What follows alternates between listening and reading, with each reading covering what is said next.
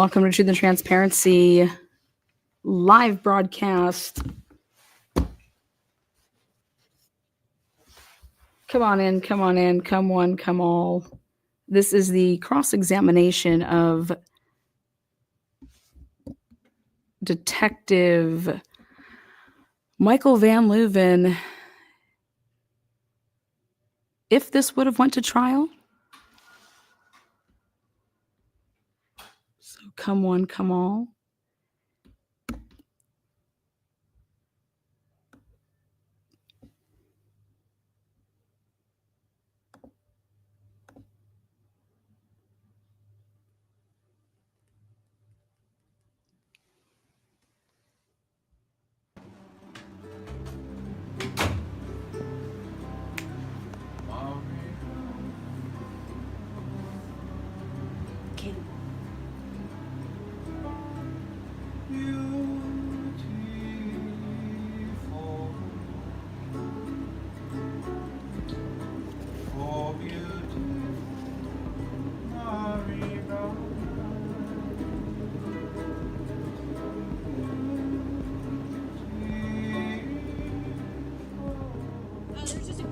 Over, like, right over in this vicinity. Okay. And then there was a guy that ran, come here, from the edge of this building. Okay.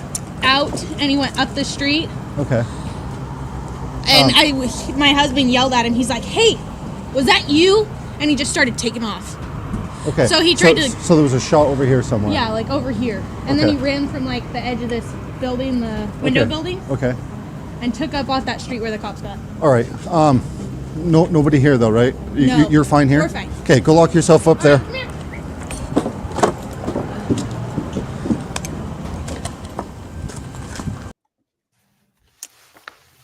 All right, good morning there, Detective Van Leuven.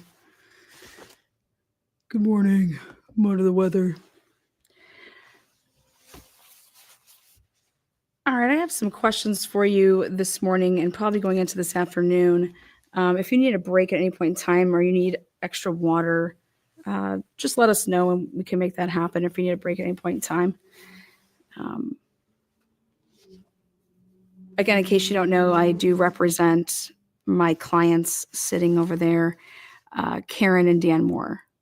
So, all right, Detective Van Leuven, you testified that you were called into this homicide scene from Bonners Ferry Local Police Department and Boundary County Sheriff's Department. Is that correct?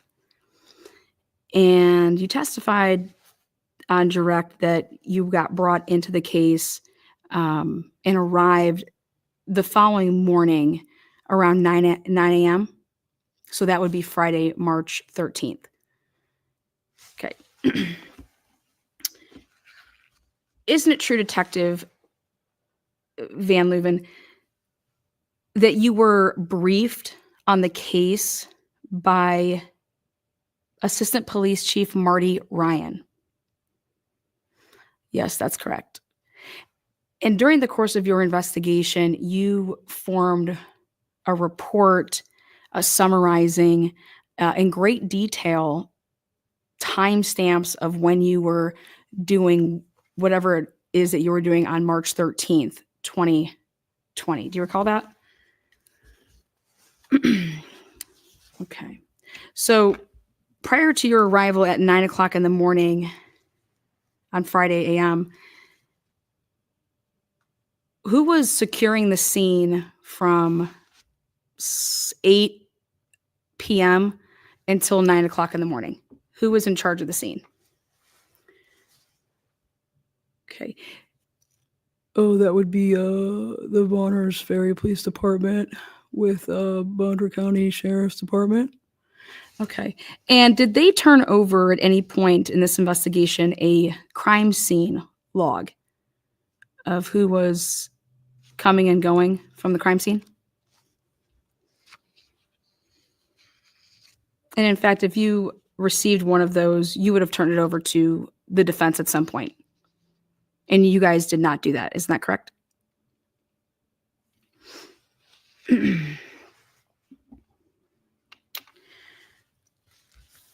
Okay.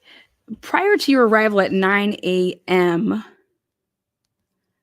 were there any search warrants done by Boundary County Sheriff's Department or the Bonners Ferry Police Department? I don't recall. Okay.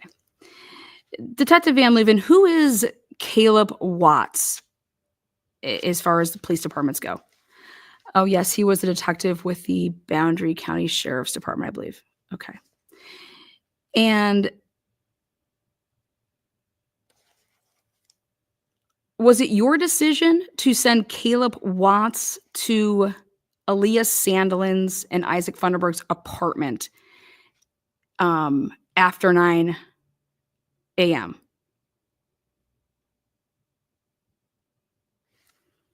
I don't recall. Okay. Do you recall that Isaac Funderburg and Aaliyah Sandelin were visited by Caleb Watts in the morning of Friday, March 13th?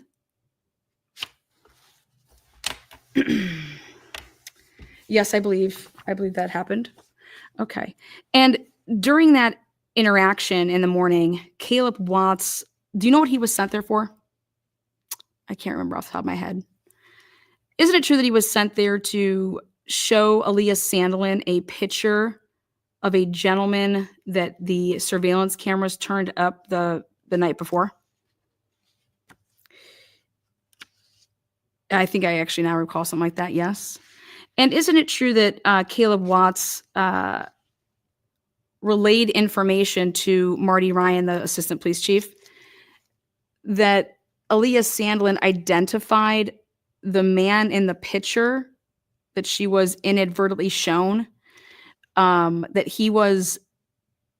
the guy that they saw running from the crime scene?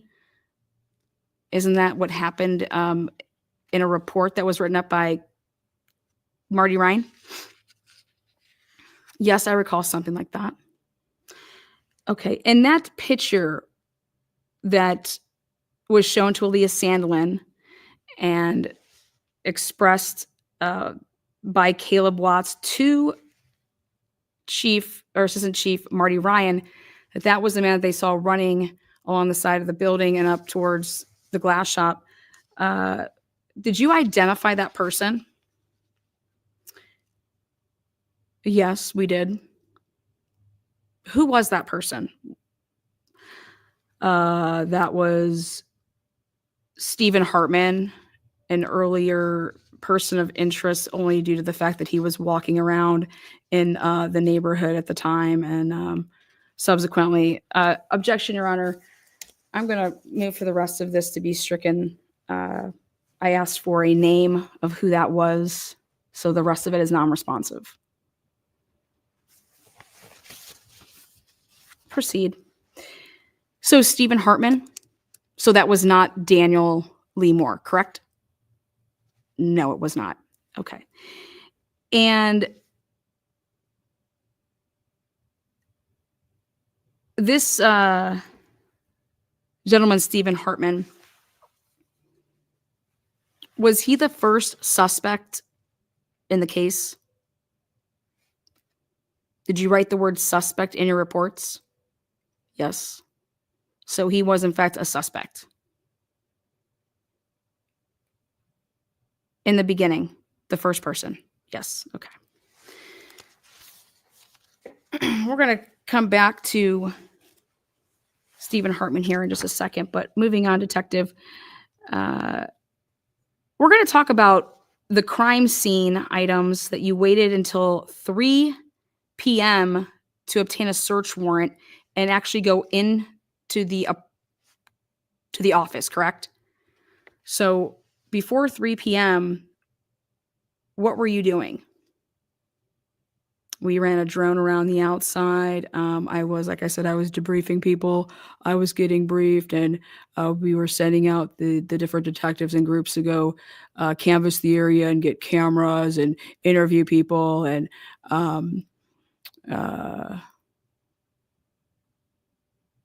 anything else you can think of there, Detective?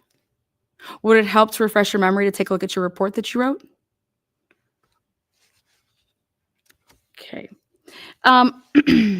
So you finally get into the office of Brian Drake. So I'm going to ask you a couple questions here about the crime scene and the items that you took into evidence, detective. Isn't it true that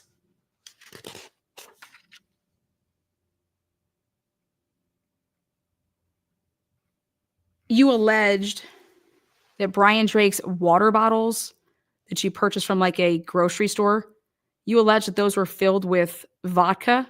Is that correct? Instead of water? Did you take those vodka or water bottles into evidence? No. In fact, they can be all seen at the crime scene when you leave. 3 different plastic grocery like type little 16-ounce water bottles. Yeah, we did not take them into evidence. How did you determine then, Detective Van Leuven, that there were vodka in those water bottles? So were you like opening and sipping these water bottles? Were you sniffing them?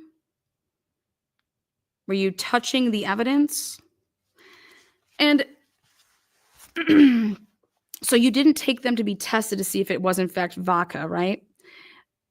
But why would you ever think that water bottles in an office would in fact have alcohol in them? On 3/14/2020. Did you make that determination then? In fact, Detective Van Leuven, you told Jennifer Drake about the water bottles having vodka in them on a phone call with Jennifer Drake on 3/14/2020. Isn't that correct? So the day after. You mentioned talking to Jennifer Drake before the 3/16/2020 first ISP interview that was recorded. Isn't that correct? You had a phone call with her on 3/14/2020? Isn't it true, Detective, that on direct examination, you mentioned briefly and talked about a toxology report?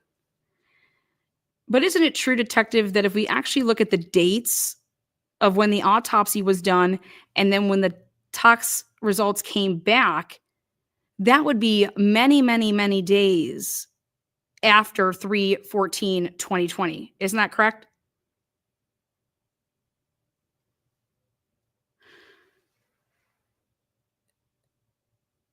So, Detective, how did you know that the bottles contained vodka? The water bottles, that is. Well, we found when we were doing a search of his vehicle, we found a vodka liter in his trunk. You found a vodka liter in his trunk, and that led you to believe that the water bottles that have water in them, you think had vodka in them without taking them into evidence, testing them, opening them, drinking them, sniffing them?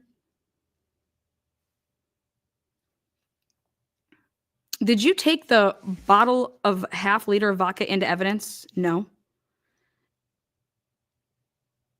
And that bottle was in his vehicle, in his trunk? Again, Detective, I'm trying to understand. You wouldn't have had the toxicology results until at the end of the month of March. Isn't that correct? So to even think that Brian was drinking, to even know that he had 0.08, right? Almost the legal, he was at the legal limit to be drunk or considered to be drunk if he was being pulled over in a car. Did you write up a report or record in any type of way the 19-minute phone call that you had with Jennifer Drake on March 14th, 2020? Did you turn that over to the defense? No. Did you record it? I don't recall. I don't know. Because that would have been your first time actually speaking with Jennifer Drake, correct? Did you know Jennifer Drake prior to the homicide of her husband? Now, did you use your dash cam or body cam or anything to record Jennifer Drake on 314? So you couldn't recall possibly if Jennifer Drake said to you anything about Brian drinking?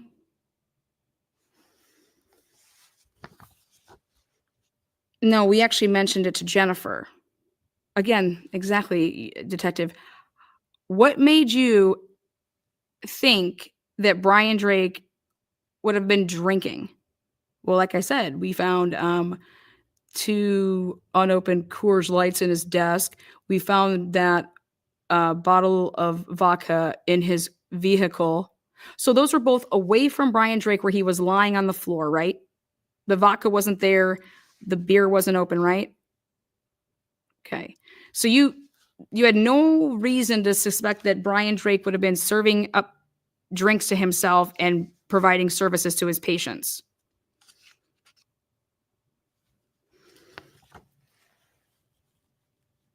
Why did you not write up a report after meeting with Jennifer Drake through telephone conversation on 3/14/2020?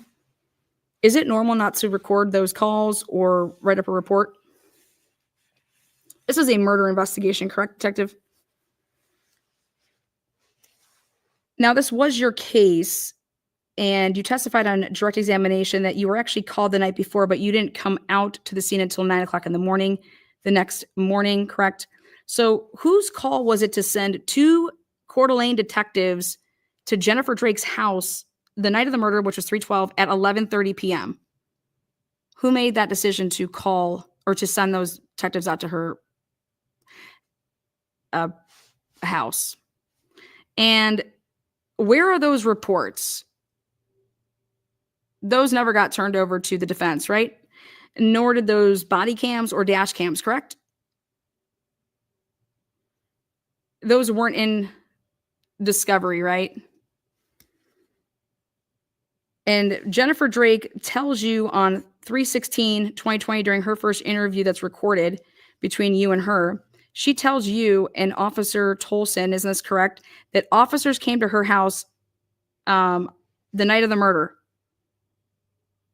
So my question is, did you send them? And if you didn't send them, then who did? And if we wanted to get information on that report or those reports or those body cams, dash cams, or recording anything, who would have those? Don't investigators, detectives, don't they come to report to you as the case agent? Can you talk to me about that process on how interviews that somebody else would have taken besides yourself, how are you made aware of those interviews? How do you get the copy of the report, the copy of a body cam or recording device? Do they come right to you to give you the stuff and then you put in evidence? Do they go straight to the evidence person? Can you talk a little bit about that? Okay, so during the course of this investigation in the first hour, isn't it true, Detective Van Leuven, that Marty Ryan interviewed an eyewitness in some capacity named Isaac Funderburg? Yes, that's correct. Okay. And he mentioned that the guy that he saw could kind of look like, because he had dark skin, the person that worked at the Liberty gas station, Bieber Sanuk. So who interviewed Liberty gas station Bieber Sanuk in this investigation? Nobody? Okay. There's no reports, not discovery, right? Okay. So nobody talked to Bieber Sanuk about his whereabouts on the night of the murder. Okay. Detective Van Leuven, who gave Jennifer Drake the criminal discovery? Objection, relevance. Well, I think that it's very relevant. It's an active, open homicide investigation, right, Detective?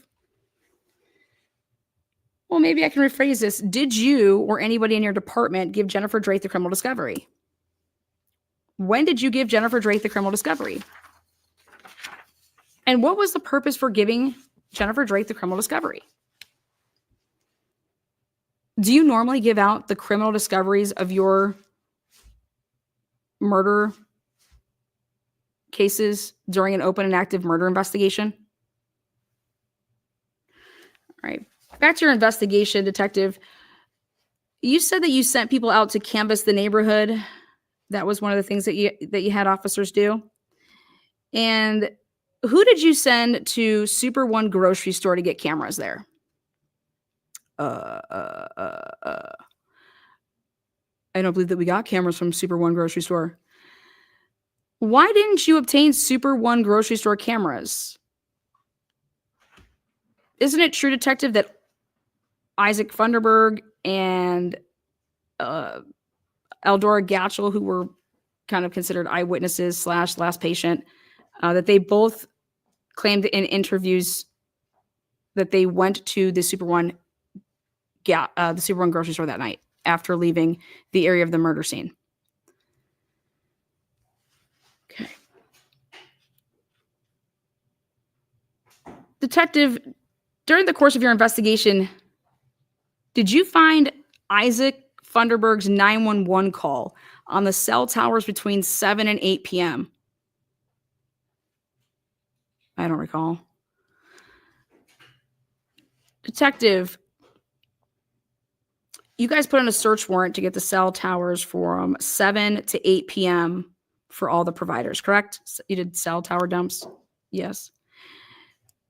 When you were going through Verizon records, and that would be the carrier of Brian Drake's provider, Jennifer Drake, right? Family? Yeah, their personal cell phone, yeah. Verizon, okay. So can you explain to us why wasn't Brian Drake's cellular phone number, his personal cellular phone number, on the cell towers at 7:32 and 50 seconds when Jennifer Drake's cell tried to call him after she allegedly called 911? In your training and experience, detective, why wouldn't calls register on the cell towers? What could be the possibilities? Well, the phone could be turned off. It could be out of that area. Okay. Detective, during the course of this investigation, did you come across any information that suggested that Brian Drake's cellular phone was ever turned off based on any of the extraction reports that you did? And if you didn't have anything to do with that, which we're not sure how you'd answer that, who would I ask for that information? Who did the extraction data as deemed relevant in this case? Who did the Cellbrite reports? Oh, that would be that lower guy that was with me in the interviews with Jennifer. Okay. And he shared those with you though, correct? Like you got the PDF? Okay. Detective, do you know why Jennifer Drake's cell phone didn't have her 911 call on it from the phone records? Yeah, she told us that in an interview, and sometimes, they register and sometimes they don't. Blah, blah, blah. Okay. And you extracted her cell phone, right? And it didn't have the 911 either, correct? Okay. Were you then surprised, detective, or asked, why didn't the Kootenai County Dispatch, why don't they have a record of a call coming in at 7:29 p.m. on 3/12/2020 from Jennifer Drake, or any cell phone number registered to Jennifer Drake as a 911 call that day?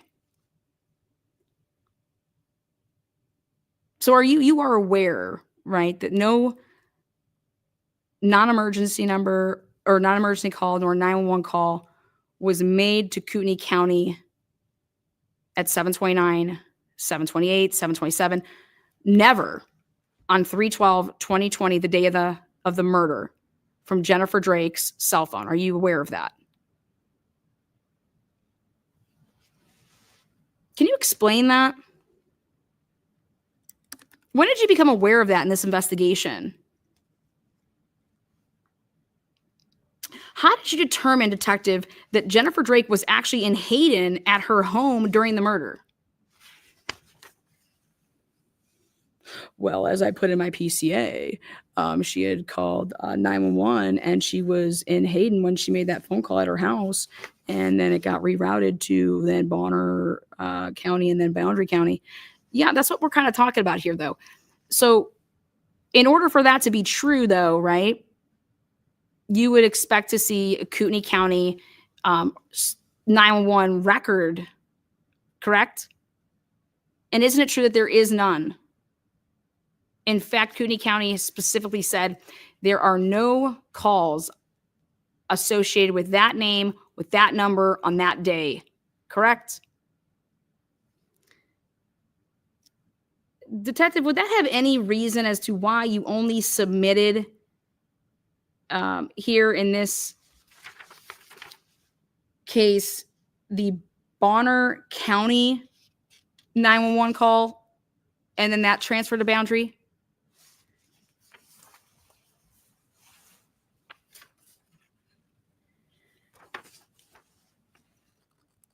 Detective, tell our jury a little bit how this works. Based on your location, when you call 911, that's where you're going to get, dispatched to. So there's no way if you called 911 from Hayden that you would, how would you be dispatched to Bonner County? Boundary County? Would you be dispatched to, Latah County? No. So you have to be physically in an area. Can you describe that for the jury, though? Isn't it true, Detective, that during the course of this investigation, you came across the fact that Tiffany Redacted from the Bonner County Dispatch had a significant issue with the cell phone whereabouts during what was alleged to be a transfer call? And Tiffany was adamant, isn't it true, Detective, that Tiffany was adamant that that call was not transferred and that it was actually on the cell towers of Bonner County servicing the Walmart area? So much so that Tiffany dialed back to the Kootenai County Dispatch and wanted to inquire heavily about the whereabouts of that cell phone when it supposedly was said that Kootenai County transferred it to Bonner County, correct? And to this day, there's been no reports surfaced of any Kootenai County call, correct? Okay. So then, Detective, how did you determine as a fact that Brian Drake was shot at 7:26 p.m. as stated in your probable cause? Well, like we said, he was on the phone with his wife at the time that he was shot. And then she, hung up, quickly called 911. And by the time it got transferred, there was only one 911 that made it in before hers. And, okay. So, Detective, basically, you're determining the time of the crime based off of Jennifer Drake's hearsay statements, correct? That have been elicited for the truth of the matter, assertive utterance, excitement, those things that you're trying to get it in from a hearsay exception rule. But that probably question wouldn't be allowed. So basically, in a nutshell for our jury here, Jennifer Drake's telling you that she was on the phone with her husband. That's all that you got, correct? Okay. Detective, you were aware during the course of this investigation that Jennifer Drake and Brian Drake, their family, had the Life 360 app. Isn't that correct? Yes, we did a search warrant for it. In fact, you did do a search warrant for it. Why did you only obtain Brian's location data for the Life 360 app and not Jennifer's or her son's who were on the plan?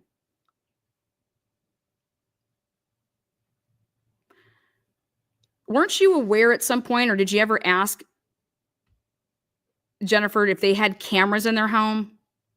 Detective, what I'm getting at here is that in order to, I mean, you've been around the block for a while. A husband dies, he's shot. You have a wife, you find out she's inheriting a pretty substantial amount of life insurance.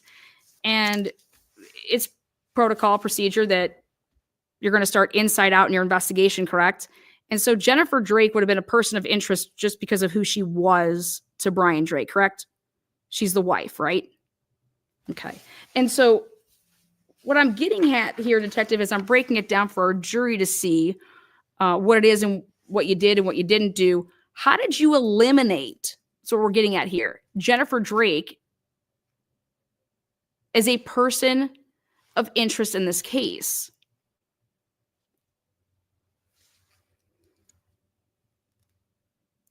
So during the investigation, when you interviewed her on 3/14 over the phone and on 3/16, and then again on 3/24 or 3/26, and then again on 4/3, at any point in time, did you ask Jennifer Drake if she had cameras at her house?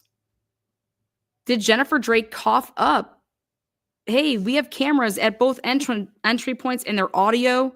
We have a camera inside our house. Did she ever say, here's the camera to my home. This is where I was. You know, that never came up in conversation, did it?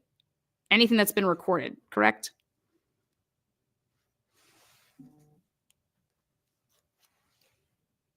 So you didn't obtain those cameras, correct? Did you remember during the course of this investigation when you interviewed Jennifer Drake, she said that she told you that she had that Brian's phones didn't have passwords on them. You recall that? Okay. And now, regardless of who did the extraction of Jennifer Drake's phone, you were privy to that Cellbrite information, correct? Yes. Okay.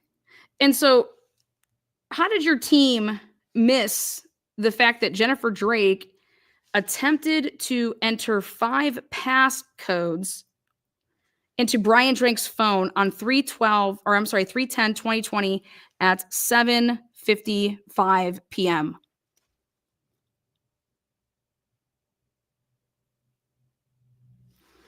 Did you know that Brian Drake had the Hide It Pro app? Did you obtain the contents within the Hide It Pro app?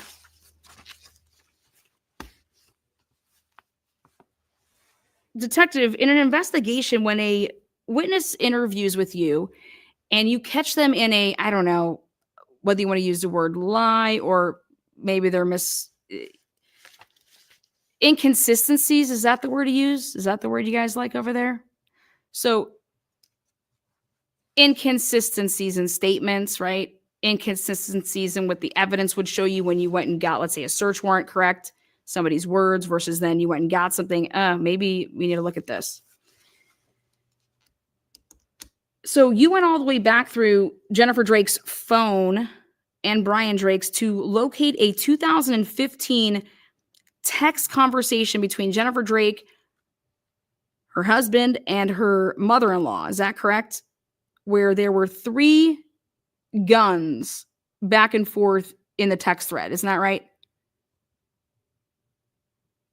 And you showed those guns to Jennifer Drake, and she initialed them and saying that she'd never seen those before in her life. She didn't know where those were from. She didn't know the table it was on. But Detective, you would know otherwise, as those were in the text threads of Jennifer Drake, her husband, and her mom and his mom's 3-ways, correct?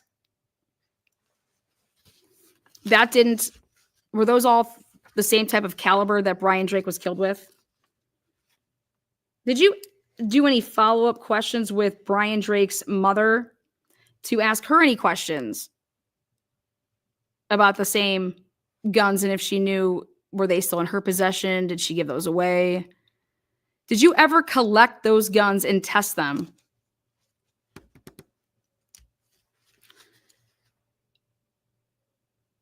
Detective, isn't it true that you or somebody in your office wrote up search warrants for, or did you? I should say. Did you write up any search warrants for any apps associated with Brian Drake's phone or Jennifer Drake's phone? You know, such as Facebook or WhatsApp or Instagram? Okay. Did you ever turn over any reports of any of that to the defense? No. So did you ever do it? Because, Detective, you know that there are other ways to communicate than just text and calling, correct? And so people use apps to try and hide communications when committing, let's say, crimes, correct? No? Well, your buddies down in Moscow seem to think that that's exactly what you do. Just had to throw that in there. Did you see on Brian Drake's phone that it caught Jennifer Drake breaking into his phone or attempting to, and it actually took pictures of her? And wouldn't this be inconsistent with her statement to you that says that Brian's phone doesn't have passwords and that she can get into his phone whenever she wanted and they had like a great relationship? And she did not have any suspicion of infidelity and they had a great marriage. Isn't that what she told you? Okay. Now, during the course of this investigation, Jennifer Drake did an interview with, I don't know, one of the local stations. And she told the local station that she was sitting next to her daughter when that phone call with Brian happened, and she'll never forget it. And she had to call 911 and all of that. Do you recall seeing any of those statements? Did Jennifer Drake ever tell you, though, in her interviews that she was with her daughter at her home? Detective, did you interview any of the Drake children throughout the investigation? No. Why not? Again, wasn't Jennifer Drake with her daughter when this alleged shooting happened, and wouldn't she be an alibi witness? Detective, during the course of the investigation, Jennifer Drake said that she was with an Amber Van Leuven heading up to Bonner's Ferry after the shooting. Detective, did you ever interview Amber Van Leuven? No. Isn't it true that you interviewed her husband? Detective, whose car did Jennifer drive up to Bonner's Ferry in? Do you know where they turned around at? Do you know what time any of this happened at?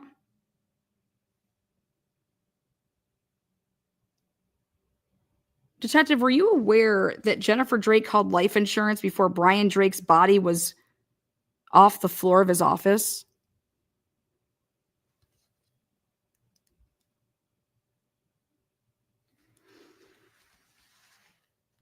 Detective, are you aware that Jennifer Drake removed the contents from Brian Drake's Sandpoint office before the police went there?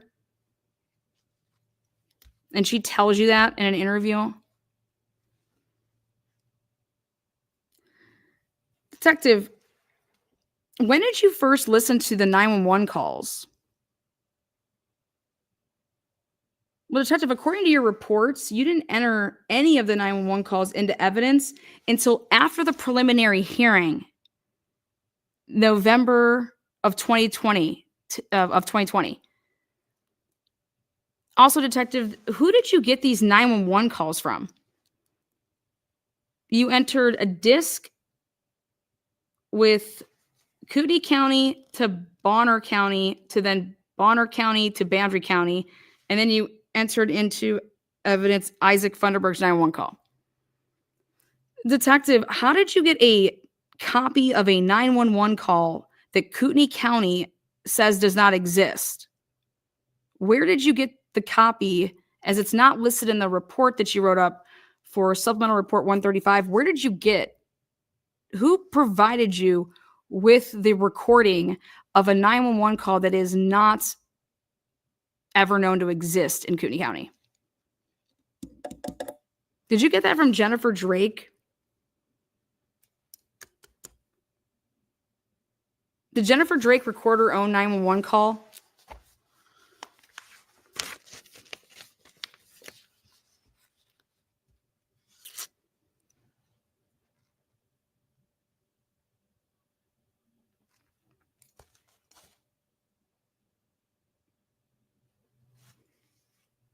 Why is there no report of how you obtain the 911 calls within the supplemental report 135?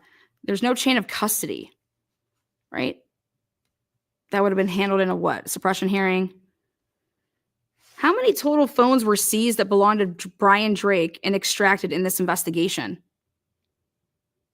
Isn't it true that you found 4 phones in Brian Drake's possession? And isn't it true that Jennifer Drake only knew that he had 2 phones? Where are the other 2 extractions from the phones that you seized? Isn't it true that you didn't enter into evidence Brian Drake's phones, the second and the third, or the third and the fourth phone, for months after the murder? Where were these phones that you found? Didn't you search all the contents of like everything that you took into evidence when you left the crime scene? So how could you be unaware that there would have been a cell phone in one of the bags of his work? I mean, and then one was in his, what you said, vehicle. Did you take any pictures of his vehicle inside the vehicle? Isn't it true that you only took pictures outside the vehicle? Did you use the Idaho State lab? Did they guys take any, they come and they process the car? No. Did you process the inside of the office? No.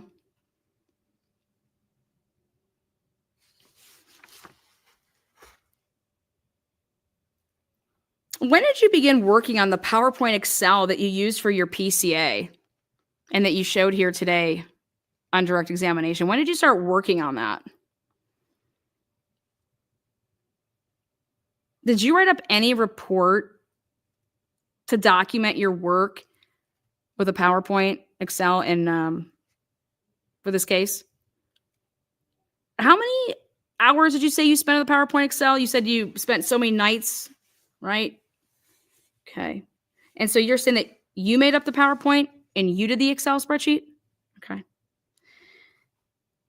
Detective, are you aware that in the preliminary hearing, you said that a female detective came to you and told you about Dan Moore's truck being at his office that night? And this was after you had interviewed Mick Millette. Who was the female detective? I'm gonna, may I approach, Your Honor? I'm approaching with the preliminary hearing transcripts for the good old detective here.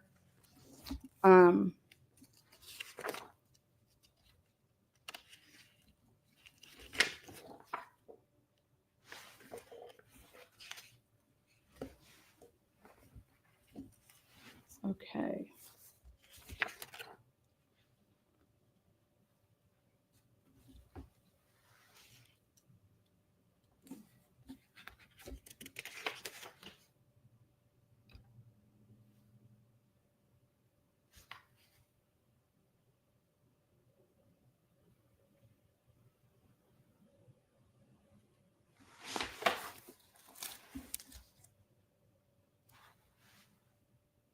Okay, if you could please turn to page 156 there, Detective. And if you could look at the last lines 18 through 25.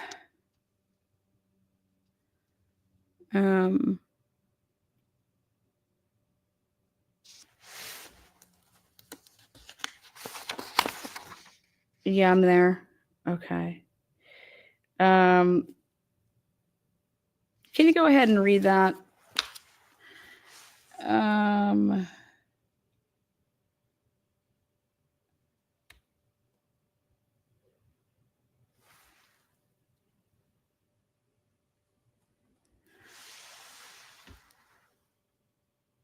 isn't it true that Joe Bolton asked you, so my question is, did you change this one in any way from the other ones, like the earlier ones, except, and let me clarify, the earlier ones that you submitted to each search Dr. Moore's property, right? And you said yes. And then she asked you, did you submit anything different in this affidavit from those other affidavits besides just adding the information that he had confessed? Answer, to the best of my recollection, each affidavit is slightly different. They're not all the same. So there was different information depending on what it was I was seeking to search. Okay. I would generally say my answer is the body of the affidavit remained the same. All right. Then you said, but as we learned new information, for instance, after Coroner Millett passed the polygraph, and after your client said that Mick didn't have anything to do with it, we took off the accessory charge and removed Mick's portion from the later affidavits. That had been on previous affidavits because we didn't feel like he was relevant anymore.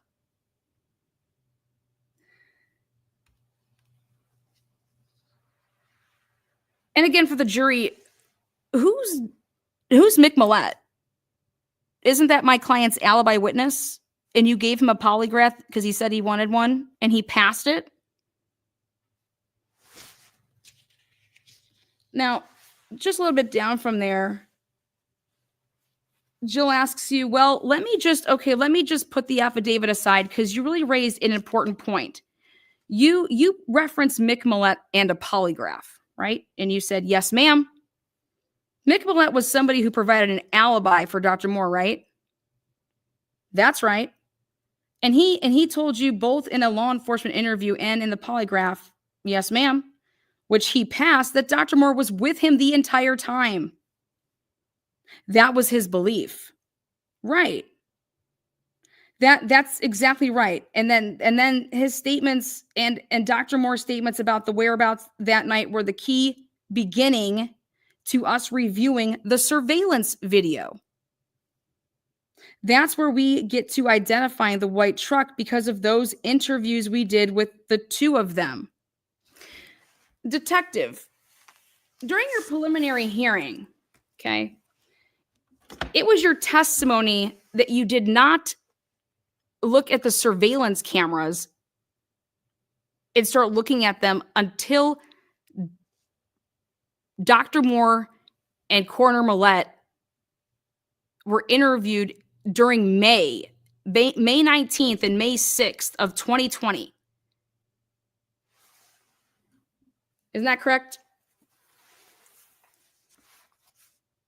And then Jill says, okay, so let's get back to the affidavit. Isn't that correct? Turning then to page 156. And in the affidavit, she says, it was a white truck. And you said, yep, that white truck was critical. And you said, mm-hmm. And developed some video surveillance about that white truck, right? So in your affidavit at page 4, mm-hmm, you make reference to the same discussion we were just having about how Miss Gatchell and her brother identified a white large pickup truck, right? Mm-hmm. Yep. And can you tell me where in the affidavit you said that what they identified seeing in the parking lot was an F-350?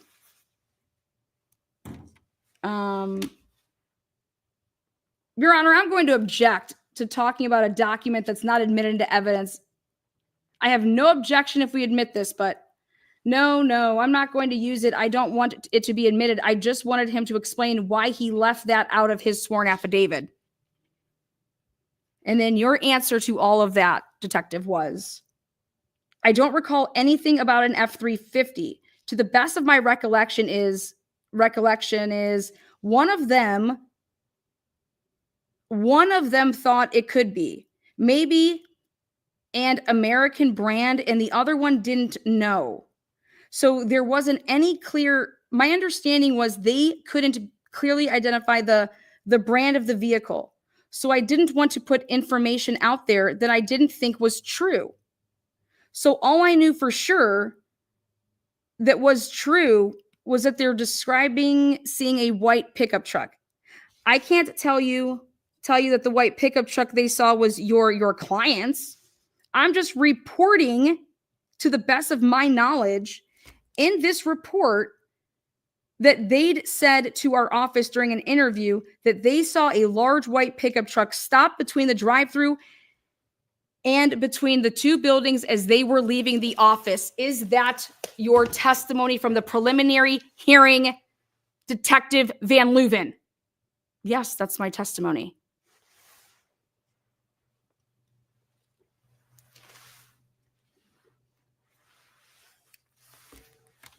Detective, you said you spent how many hours on that surveillance video?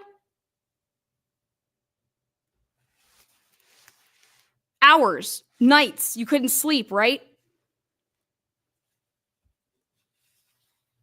And just because somebody says something, detective, you don't just put everything in an affidavit. Just because somebody says it, it makes it true, right? You have to vet the material. Is that correct, detective? So we're not confused here. Eldora Gatchel told you and her brother told your investigators that she saw a white truck with its running lights on when she was leaving. Is that correct? And so you said you can draw your own conclusions. And then Jill Bolton asked you, so, but did you explain in your affidavit? Because when you do an affidavit, you actually have to make sure that you include any exculpatory information, right? Mr. Hall says, Your Honor, that's a misstatement of the law. Ms. Bolton says, what? Mr. Hall says, we're saying, we're asking this witness for a legal conclusion. You do not have to put all what there is. Ms. Bolton says, Your Honor, what's the objection? We have these speaking objections. I do not have much time. I want to try to observe the court's, schedule. The court says, what is the objection, Mr. Hall? We're talking about a document that's not in evidence and relevance. The probable cause isn't fucking relevant? Well, Joe Bolton says, I've given to him to help him with his testimony so he can remember, because he says he doesn't remember the details. I'm going over the details with him so he can get the evidence out from his personal knowledge. Court says, I'm going to allow it. Maybe if you can just try to focus, sure, your question as to why doesn't it say F-350? I'm assuming it doesn't, since you're right. So now in your affidavit, did you say F-350 like the witnesses said on the record to you? Ma'am, I don't recall that. Okay, because you didn't happen to listen to that before you submitted the magistrate that there was a large white pickup truck? I did not listen to that. Can I explain something? Jill says, no, I didn't ask you a question. Okay. You answered the one I had on the table. Okay. So you didn't give any descriptive information that the witnesses gave in your affidavit. Well, I described, to the best of my knowledge, I described in this affidavit what they described, which was a white or light colored truck parked in the alleyway, facing away with the lights on, and that they couldn't be sure of a make. So what you're saying is that before you submitted a sworn statement to the court for a search warrant, you didn't make sure that the information you had was accurate? Is there any information on there that's not accurate, you say? And then Jill Bolton says, yes, it's called omitting material information. Detective Van Leuven says, okay, for example, information that the witnesses gave you.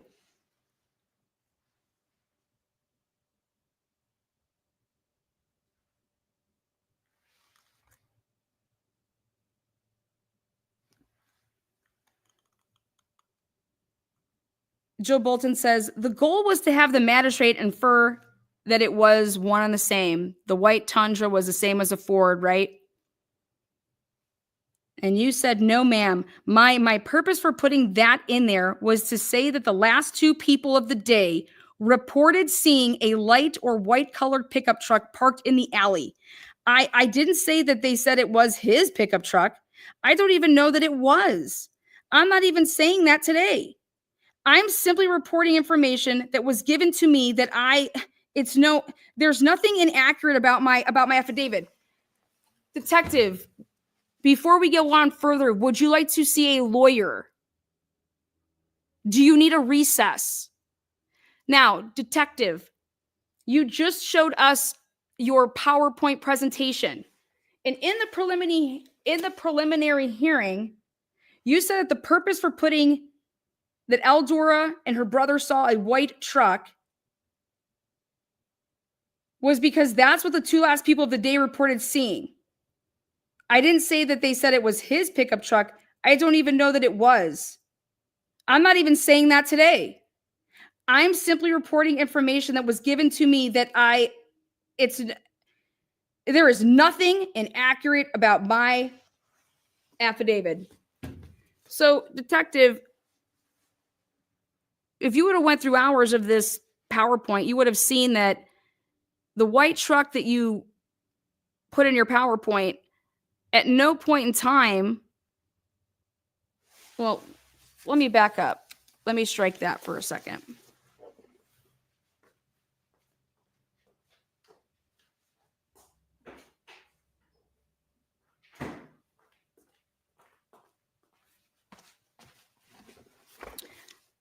You're not even saying that it's his, right? You don't even know if it's his. But here today, you're saying that beyond a reasonable doubt, that's his truck, right?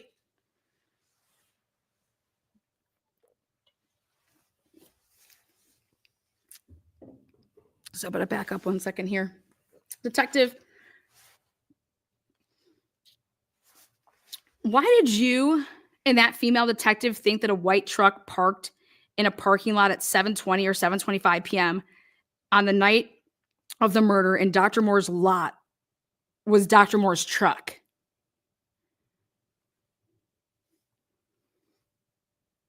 Did she photograph it before she mentioned that it was his to you?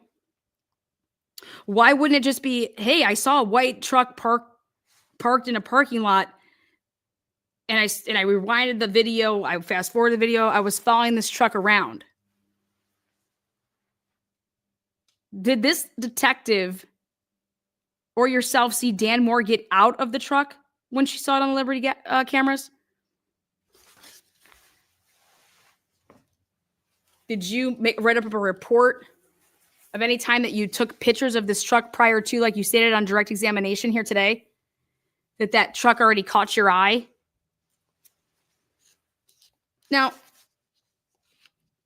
Jill Bolton then asks you, okay, let's go through the surveillance videos. You developed kind of like this theme that you presented, and we saw in the interrogation of Dr. Moore that these surveillance videos gave you, showed you that he was in this location near Dr. Drake's office at the time of the murder. And I think the words you used were, you're sunk, right? Yes, ma'am. Remember that? Yep. So what I want to understand is that when you make representations in an in an interrogation that don't have to be truthful, we get that you actually, the information you had about the surveillance was not information that showed it was Dr. Moore driving, right? So Jill Bolton asks you that you had no information that Dan Moore was driving that truck, right? During the preliminary hearing. And you say, well, that was from my interview with Dr. Moore and Coroner Millette. Well, let's explore that a little bit. Jill says, you learned from the surveillance that there was a white truck in the vicinity of certain locations and businesses in town, and especially Dr. Drake's alley, right? You said, no, that's not how that happened. And Jill says, oh, well, then you didn't learn that from your surveillance review? What happened was, you said, after we interviewed Dr. or Coroner Millette, and he gave us this bulletproof, he was with me the whole time, it couldn't have been him statement, I felt like that was a really strong alibi. And I had no reason to doubt Mr. Millette that was true. Same thing talking to Dr. Moore. Dr. Moore and Dr. Millette, or Mr. Millette, gave us almost exactly the same statements about the facts that he was with him. Isn't that in direct contradiction to what you testified to on direct examination here today, Detective Van Leuven? In fact, Sue, run back the transcripts. Can you please read what you said is you immediately knew and had your suspicions immediately that it was Dan Moore that you were looking into. But at the preliminary hearing, Detective Van Leuven, you didn't say that, right? And then you say, so as the reviewing of surveillance began, which then you're saying here again, that you began reviewing surveillance after talking to Dan Moore and Mick Millett, which would have been in the middle of May, 2 months after the murder.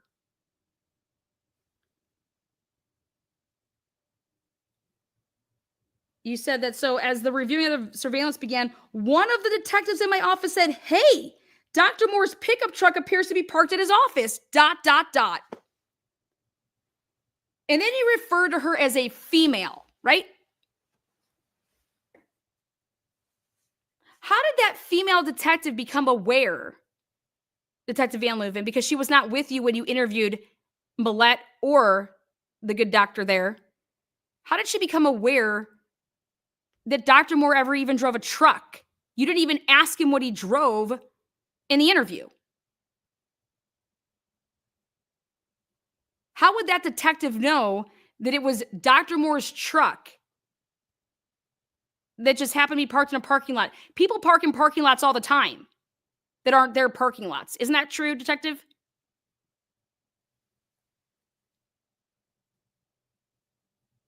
So she wouldn't have reviewed the surveillance cameras like you did to go back and find the actual truck that came from his quote unquote area of his house, like you showed this jury, correct? So my question is how did this detective explain to you that she knew that that was Dr. Moore's truck, supposedly? And who was this detective?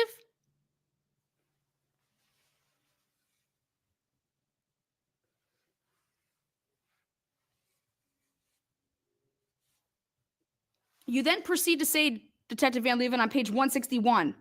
So a detective in my office came to me and said she had been reviewing some footage from the Liberty gas station across the street from Dr. Moore's office and had observed Dr. Moore's pickup truck driving and parking at the office during the time period immediately before the shooting.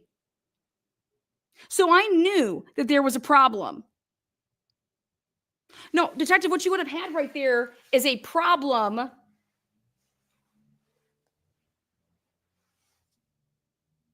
of what?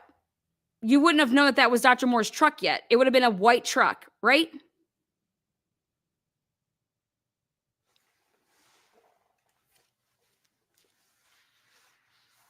But isn't it true, Detective, that when you asked Dan Moore where he was, you asked him where he was at 7 p.m. Isn't that correct? And that truck isn't observed leaving, even if it was his, until 7:13 and 52 seconds. Isn't that correct? And he had told you, and Mick told you, that the radio already came over the scanner of shots fired in the South Hill area. Isn't that correct? Placing the gunshots way before 7:26. Isn't that correct?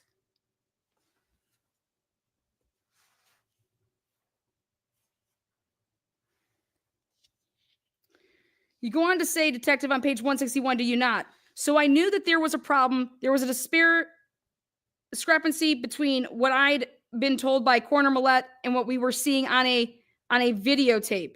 So at that point, we then began linking all the different cameras we had in the area showing the movements of that white pickup truck. Now,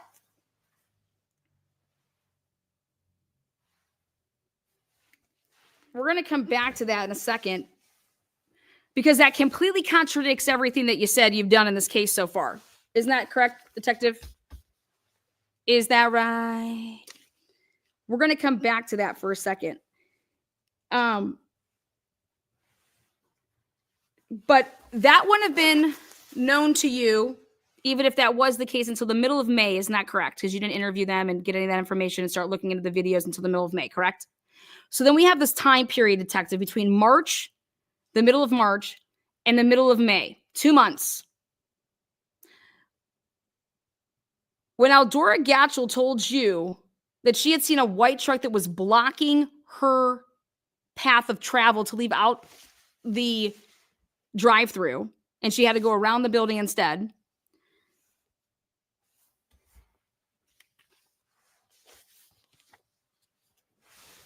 Didn't Eldora put you on a white truck from the beginning, as in March 16th when she was interviewed, Detective? Isn't it true, Detective?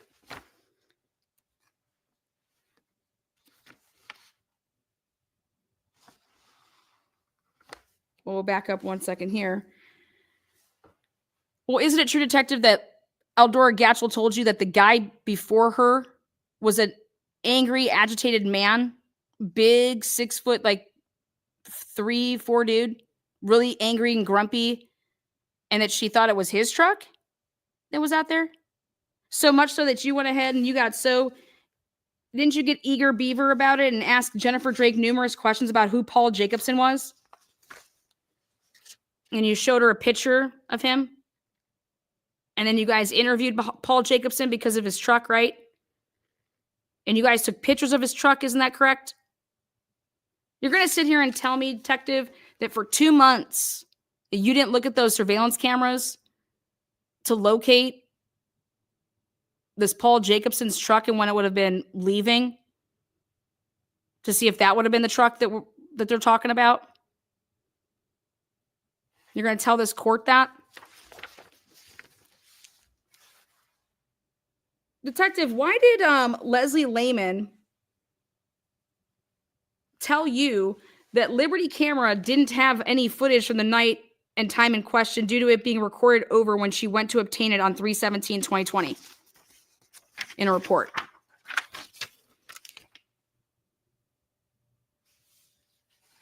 Then after she writes that, why does she tell you to go and find Brittany Clark's report about the Liberty cameras?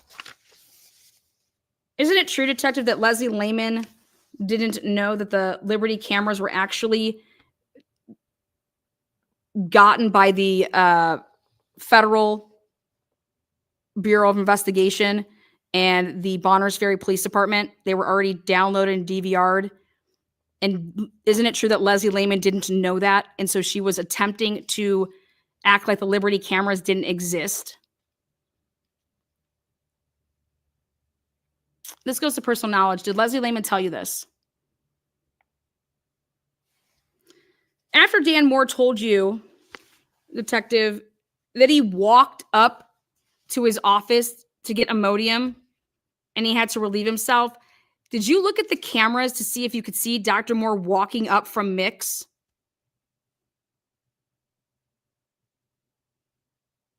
Are you aware, based on the Liberty cameras, that would have been in a time frame of a 30 or 13-second missing time frame from the Liberty camera gas station? And then during your little display here, you're talking about this truck, and you talk about the fact that, oh, you lock it and the lights flash. Remember that? And you mentioned your little Excel spreadsheet, and you put it down that those lights flash at 7:23 on the dot, 7:23 p.m. Detective, is there a reason that you left out the fact that the lights flashed again, as in if it was unlocking the vehicle again at 7:23 and 30 seconds?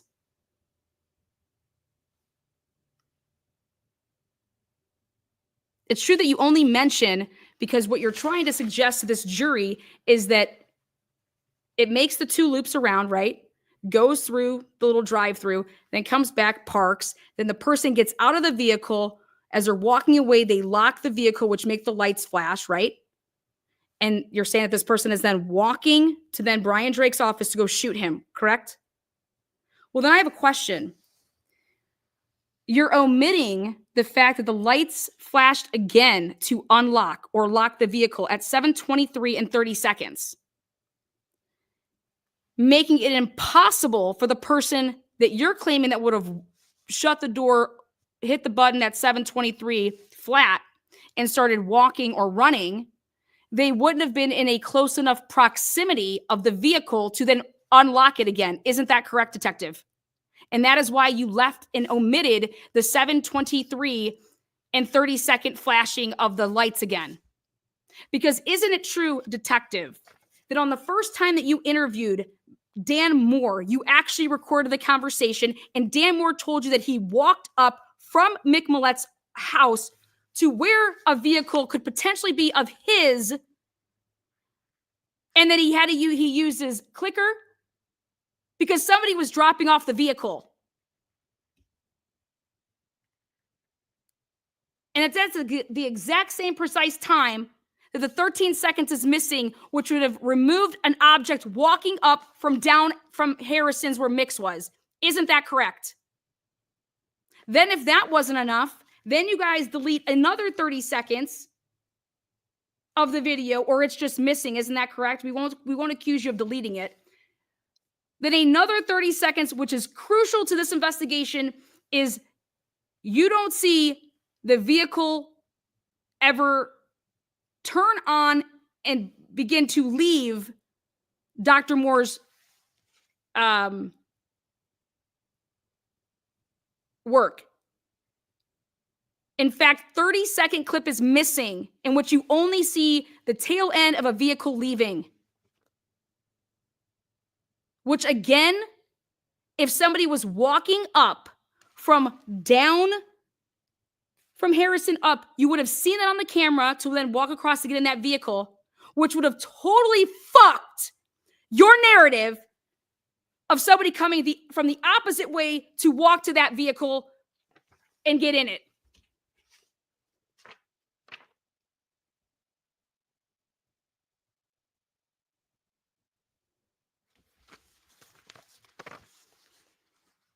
Because exactly what Dr. Moore told you happened. He walked up to go get Imodium. His door was locked. He was moving things. He did not have his keys, correct? He burned them in a fire pit, right? His work keys are on a different key ring than his other keys, correct? He provided somebody a key fob. He had the other one. He sees to see if the car has been brought back yet. There it is. He has to go up there to get Imodium. He's going to get his truck. He tries to make it to the bathroom of his office. He doesn't have the keys because it's in the burn pile pit. He has to take a shit. Then after he takes a shit, he gets in the fucking vehicle, and then he goes back down to Mix to get what? Imodium, because he couldn't get into his fucking office. And that's why there's a double click of the flashing lights. And that's why there's 30 seconds missing, because you took out the clip of him walking up from Mix. And he fucking told you all of this shit on March 24th in a recorded conversation that somehow is missing to this day. Isn't that true, Detective? Order in this court. Order in this courtroom. You never approached Dan Moore for months, even after you talked to him in May. Because you only went to talk to Dan Moore in May about a gas leak. And then you asked him one question, which was, where were you at 7 p.m.? Isn't that true, Detective? You wanted a lot of time to lapse, a lot of time to go by.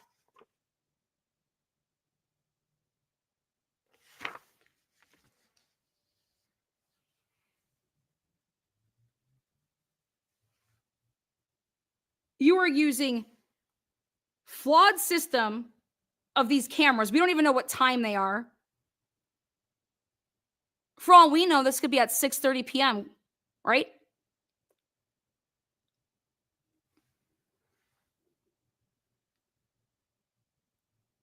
Who provided you, Detective Van Leuven, with the version of the Liberty camera clips that you used to make your PowerPoint presentation here today? So you can't authenticate it because you didn't get it from the hard drive or the DVR, did you? You didn't take a picture of anything, did you?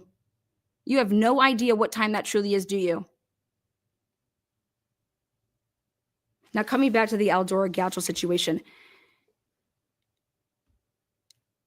Even if we go with your story here, Detective, and that you began to start linking videos together in May, right?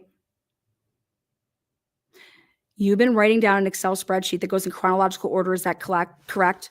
Can you explain your methodology to this courtroom on how you plot surveillance cameras on an Excel spreadsheet? Well, when something happens and we see it, we take down the timestamp, we write what we see, and then we press play, and we do it again and again and again. And you go in chronological order. Isn't that correct? So, Detective, you said that you don't put things in an affidavit that aren't true, correct? Well, Detective, you would have known months ahead of time that Eldora Gatchels pilot leaves the premises before the white truck ever comes through the lot and stops there and does exactly what Eldora Gatchel tells you that it does. It stops, it puts its running lights on for 19 seconds, right? And it prevented her from leaving through the alleyway or the drive-through, right? And that she had to go around back, correct? Only you would have found out that this was not true. Because when Eldora left, there was no white truck. There was their detective. You told Jill Bolton during a preliminary hearing that I can even say that it's your client's white truck. You couldn't even say that there was a white truck there, right, detective? Because there's not a white truck there, right? In fact, you then have Leslie Lehman email. I'm going to go here to Eldora, or to, let's see.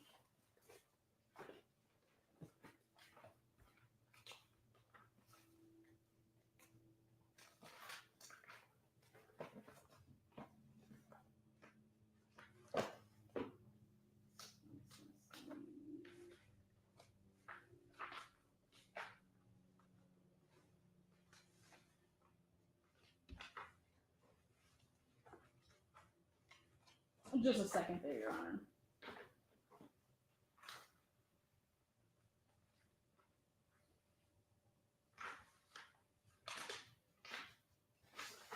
Okay, if it may please the court, can I please use the overhead projector for this gentleman? Sure. Here you go. You see the date right there? Leslie Lehman, Tuesday, June 9th, 12:53, right? Hello, Leslie and Richard. It was good speaking to you both again. Attached here are the photographs you requested. Thank you, Eldora. You asked her to send you pictures of her pilot, wildlife, right? Those are so not, nobody has those, right? Wildlife, right?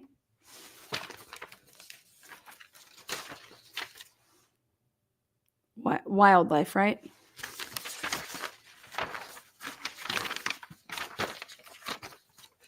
So on June 9th to Leslie Lehman, right? Here's your exhibit 1, email 6 pages, exhibit 2, recorded phone call, supplemental number 8. And in that recorded phone call, they get Eldora to resubmit to her. Yep, I was driving my pilot. Yep, when I left, there was a white truck. I went around this way. I went to Super 1. I got to Super 1 at 7:28 based off of my text messages because I asked my niece what she needs. Do you recall this? If not, we could play it for you.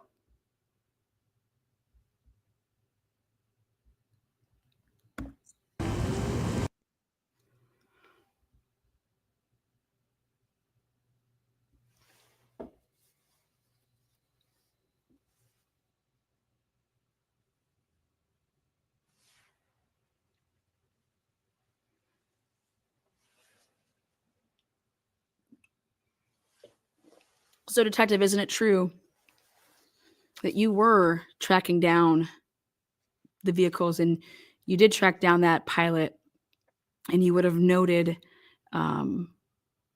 because you say in it that we're pinning down everybody's whereabouts and what time, and you would have known when you were making your Excel spreadsheet, and you knew that that pilot left way before that fucking white truck ever came up into that area. And when I say way before, detective, you would say a couple seconds is even like a big issue. We're talking over a minute and 30 seconds. And so you knew that there was an issue, and you knew that Eldora Gatchel was not. It's my exhibit. I made this exhibit. There you go.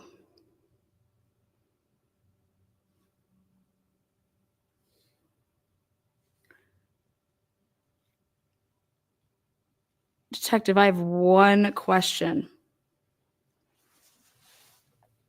in your training experience, the last person to see somebody alive lies about what time they leave and how they leave and who they leave with, would you say that it'd be 101 to clear that up, an investigation?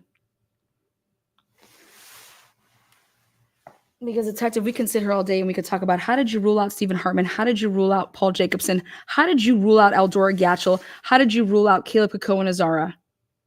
Didn't you tell Jennifer Drake that Caleb Kakko and Azara fits the description perfectly of the eyewitness, but that the eyewitness couldn't pick him out of a lineup? You told that to Jennifer Drake on March 26th, right? After a March 24th lineup. Ironically, why did you wait March 24th, 12 days to give a lineup to the eyewitness?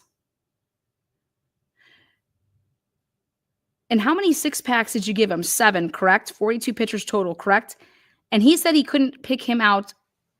Like, he couldn't be for sure that it was Caleb, but he did state that it could be him, right? He didn't pick out Dan Moore, right? So did you interview Caleb privately then after his group interview on March 16th, 2020? Why not? Well, detective, it's pretty common sense that if Eldora Gatchel knows about a white truck and it parking with its running lights on after the pilot had left, wouldn't you kind of think to yourself that she must be there still to know about it? And then that means that she didn't leave in the vehicle that she said she left in? Or is it all possible that the reason that she knows about the white truck is because she's either A, in the white truck, or knows the person that was in the white truck and knew the movements of the white truck?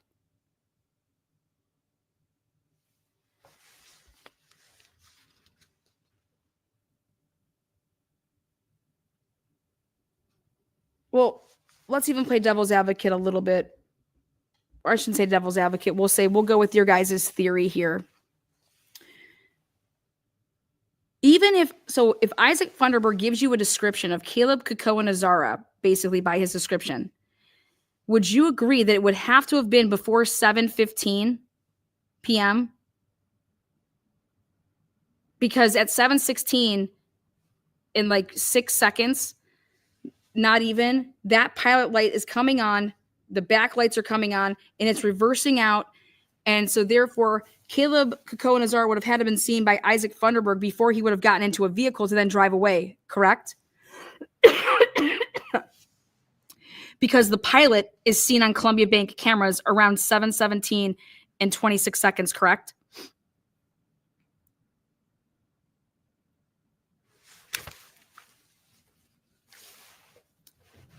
Lana Oriani gave these to Matt Duggan. So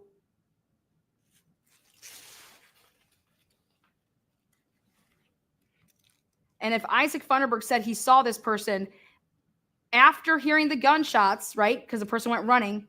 So that would be before the 7:17 p.m. phone call from Brian's phone to Jennifer's phone, correct? Is that right?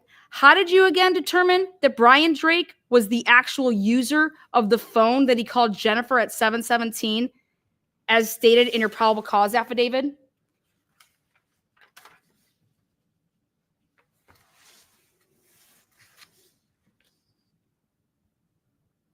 In your probable cause affidavit to arrest Dan Moore and search all things, you say that Eldora and Caleb see a white truck with running lights as they are leaving Drake's, and it was up by the blue doors, correct?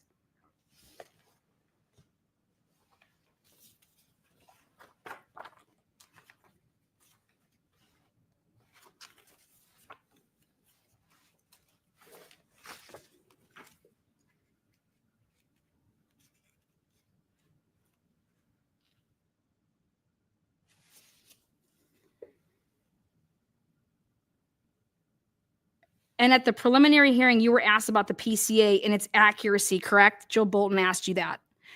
This video is dedicated to Joe Bolton and all the hard work she did. Joe Bolton, here is how you win your federal case. Joe Bolton spent hours, blood, sweat, tears. I found it. I found it for you to win your federal case against these pieces of fucking shit. Again, at the preliminary hearing, Detective, you were asked about the probable cause and its accuracy, correct? And you stated that everything in your probable cause affidavit is accurate. There is nothing about your probable cause that is inaccurate, correct? Do you need to be reminded again of those transcripts?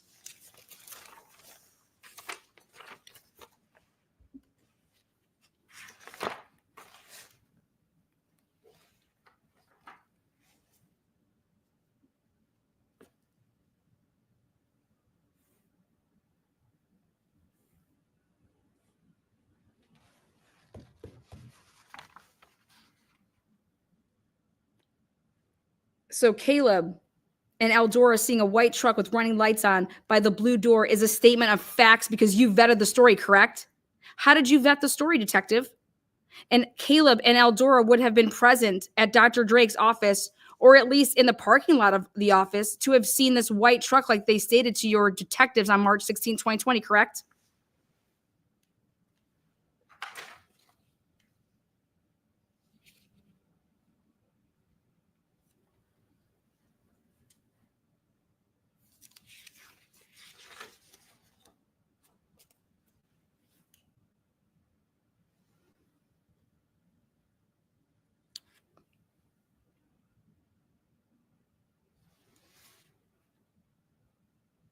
And you wrote it as a fact in your probable cause because you saw the white truck do the movements that Eldora and Caleb described because you watched hours of the videos, correct? Or your detectives did, right? Who did all this vetting again? Okay, so then my only question about all of that is what vehicle did Eldora and Caleb leave Dr. Drake's in that night? Because we know they didn't leave in the Pilot. Because you're right? Nowhere in here do you say what vehicle they left in, right? You're just saying, hey, they saw what they saw. So in order for you this to be right and for you not to fucking perjure yourself, but you definitely misled the tribunal, right? Because y'all play games. Detective Van Leuven, isn't it true that the pilot leaves before the white truck comes? And in order for your affidavit to be correct, that would mean that Eldora Gatchel and Caleb Nazar were still there after the pilot leaves, meaning what car did they get in?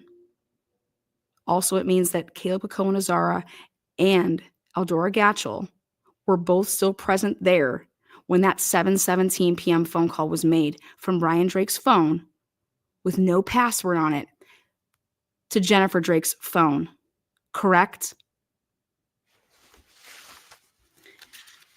And so I'll ask you, in the beginning, I said, how did you determine that Brian Drake made the phone call to Jennifer Drake, that he was the user of his phone? How did you determine that? Well, because Jennifer Drake said that she was on the phone with her husband. So nothing else, right?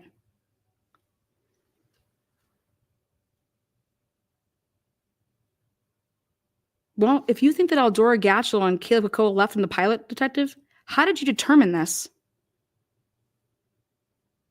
Then show him the Excel spreadsheet, Matt, and ask him where he sees Eldora's Pilot mentioned as leaving Drake's. He will say it isn't on there.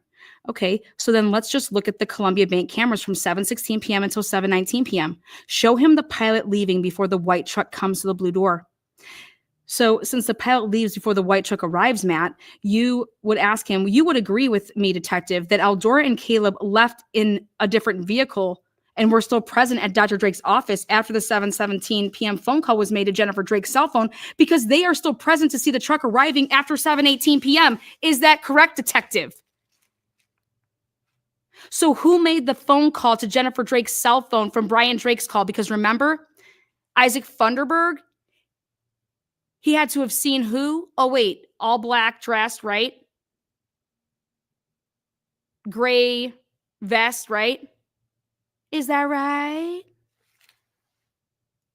And Aaliyah Sandlin, which we're about to get into right here, is how can you determine it was Brian?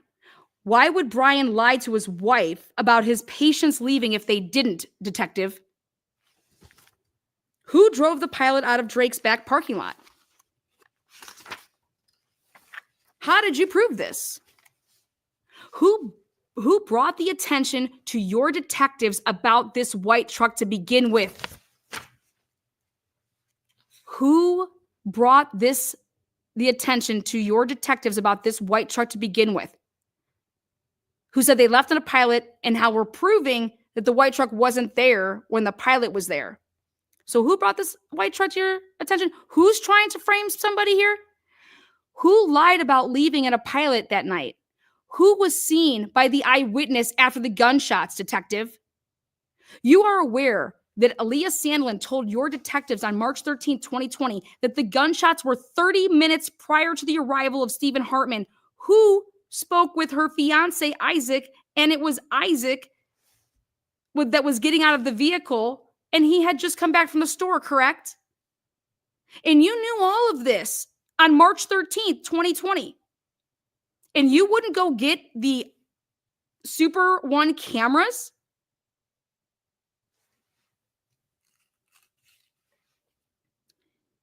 You are aware Columbia Bank and Liberty capture Stephen Hartman walking, correct?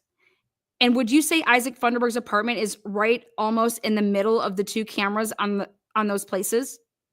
Yeah, so Hartman had to have had spoken to Isaac Funderburg between either 7:03 and 7:05 p.m. if he was walking southbound, right? If he spoke to him that way, or 7:29 p.m. and 7:31 p.m., right? If Stephen was actually heading back to the hotel, northbound, correct? So 30 minutes before 7:30 is what? 7 o'clock. And isn't that when you asked Dr. Moore where he was at 7 o'clock? Isn't that correct?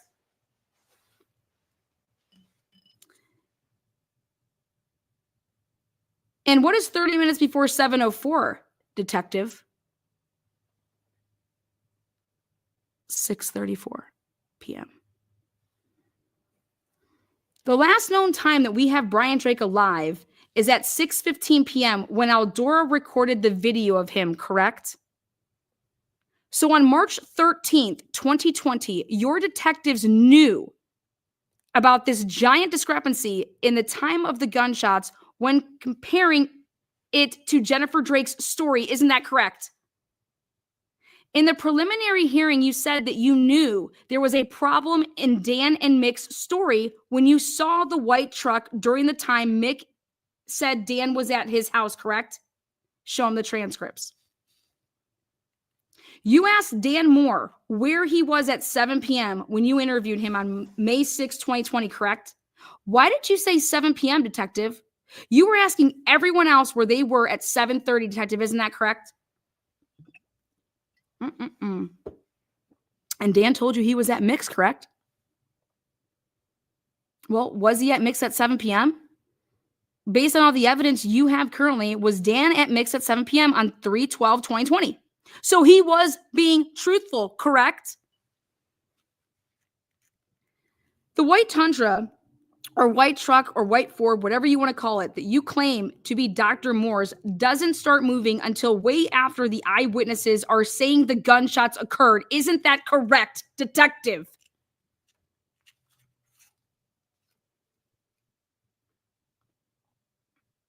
$6:30 or 7 p.m. And then we come to find out that the way that everything boiled down is Stephen Hartman said he was walking back towards the hotel. And so therefore, so even if I give you like the 7, but it could technically mean, which to me seems about right. I got it at 6:52. But then here comes a big boom. I mean, I don't know how anybody in this world would be like, wow, this girl just did all my work for me and I'm over here collecting 200 grand. Detective.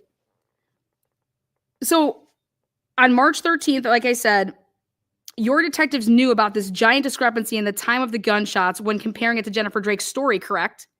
And then you hear about, wow, she has no 911 call record. Then Kootenai County doesn't have the 911 call record. Bonner County is saying she was peeing on a tower that was in Bonner County. And her call was at 7:29, right? Which Bonner County is 30 minutes away from Boundary County, correct?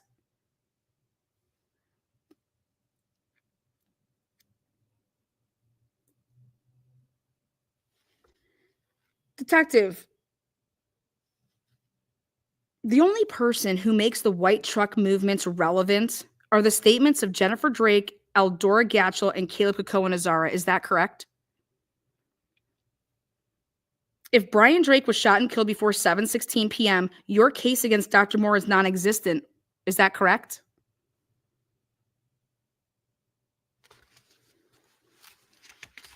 Because the wife is talking to a dead man. Is that correct? AKA someone else, correct? And so the wife is either lying about everything she says occurred at that 7:17 p.m. phone call, correct? Or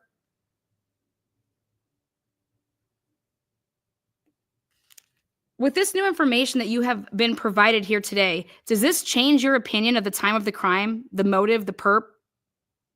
The false confession has to fit the evidence, right? Or any confession. Okay, well then I will provide you with a little more right here if you aren't convinced yet, detective. Now, Jennifer Drake, in her interview on 3/16/2020, told you that at 7:44 p.m., Boundary County Sheriff's Office called her back on the night of the murder, correct? Yes, that's correct. And she said that the dispatch told her that the medics were with him and that the sheriff needed Brian's cell phone number. Do you recall Jennifer saying this to you in Tolson during your interview on 3/16/2020? Did you ever speak to dispatch or the sheriff and ask them about this? A, if they needed Brian Drake's cell phone. B, did she provide the cell phone? And C, what was that all about? Show him the log and ask him to see the timestamp on when Brian Drake was found and medics went in. Isn't it true, detective, that Brian Drake wasn't found until 7:54 p.m.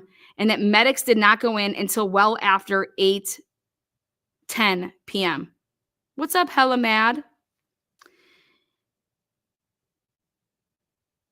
Jennifer uses the term that medics are with him, correct, in the interview? Not that medics are staged, right? And we are looking for a suspect, correct? Jennifer said that it was really odd that they call me and are asking for Brian's cell number, correct? Like, if he is okay, she says, why can't they get it from him? She is asking if he is still alive and they aren't telling her anything, just that the sheriffs need the cell number. Medics are with him and that they are looking for a suspect, in quotes, in an interview, correct?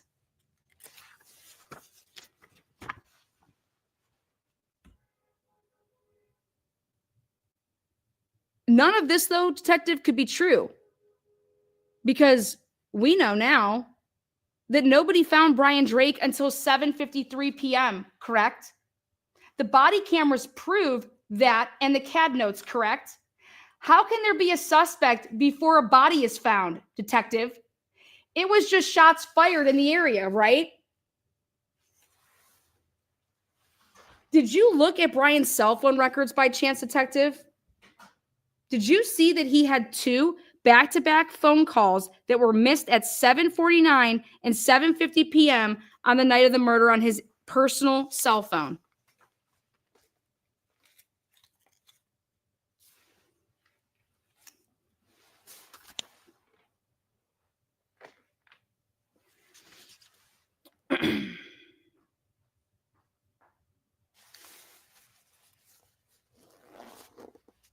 Detective, did you look at the cell tower records to see who had called Brian Drake at those 2 times?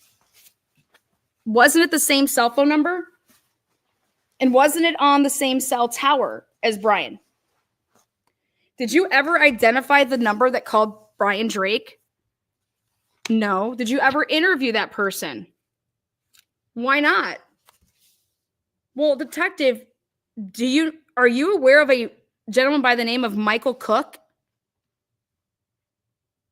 Are you aware that Michael Cook is was and had been in trouble with incarceration as local meth possible dealer who got popped in 2018 and lives in the Sandpoint area? Doesn't Brian Drake have an office in the Sandpoint area? And if you were in Sandpoint calling somebody, you wouldn't be on the same cell towers as Brian Drake, correct? So a guy that lives 30 to 45 minutes away On the night of the murder at 7:49 and 7:50, when he calls Brian Drake's cell phone back to back, he is on the same cell tower as Brian Drake's phone that night in Bonners Ferry. Isn't that correct?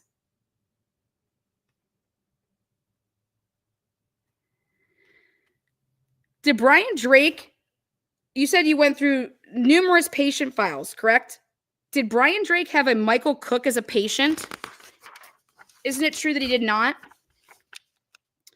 Is there a reason that Jennifer Drake is telling you that the sheriff is asking for Brian Drake's number, and then right after she gets off the phone with dispatch, aka the Boundary County Sheriff's Line, the cell towers show that Dave McClelland, who is a detective for the Boundary County Sheriff's Office, he then calls dispatch because he's on the cell tower.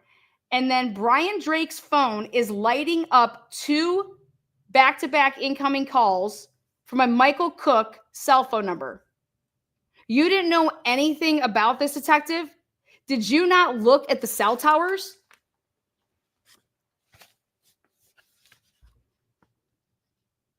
So, detective, you never interviewed a Michael Cook. Are you aware again that Michael Cook's cell phone was on the Boundary Ferry towers that night? He doesn't even live in Bonners Ferry. So why is he on the cell towers, and why is he calling Brian Drake during a very critical time frame?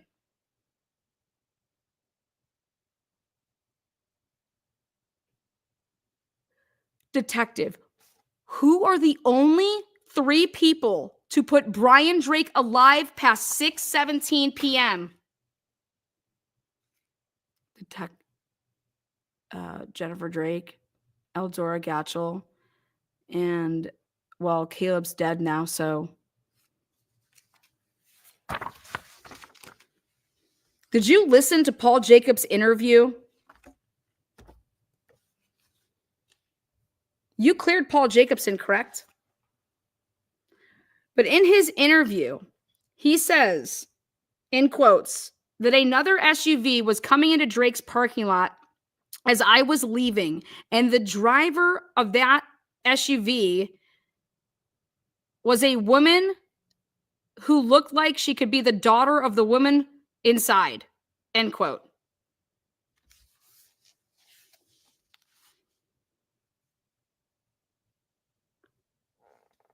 Did you look at the cameras and see if Paul Jacobson was telling the truth? In fact, isn't there an SUV at 6:16 p.m. on the Columbia Bank cameras pulling into Drake's as he states? Do you not know this? And so Paul would be telling the truth about another SUV, correct? And you see Paul's truck leaving on the cameras at 6:17 p.m., corroborating that, hey, as I was leaving and walking out, an SUV was coming in. You look at the cameras. Oh, there it is. There is a greenish, bluish Eddie Bauer Ford Explorer, like old school, you know. So Eldora's family, did you ask them? Is it all at all possible? It's a Hawaiian woman, right? So Eldora's family, could they possibly have more than one car, right? They probably do, right? What other cars did they own besides the Pilot in 2020? What does Michael Cook own? Who owns an older model, greenish, bluish, that Ford Eddie Bauer looking type of SUV as seen in these videos?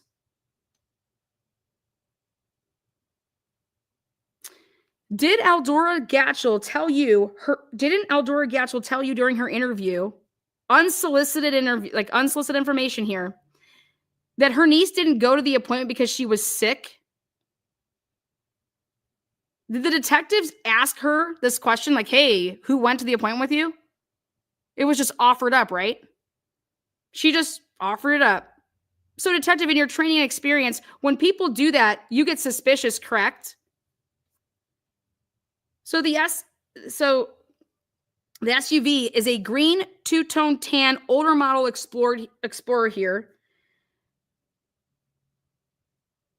Are the pictures of some of the timestamps of it circling and going into Drake's and staying in Drake's lot for the lengthy times that it did?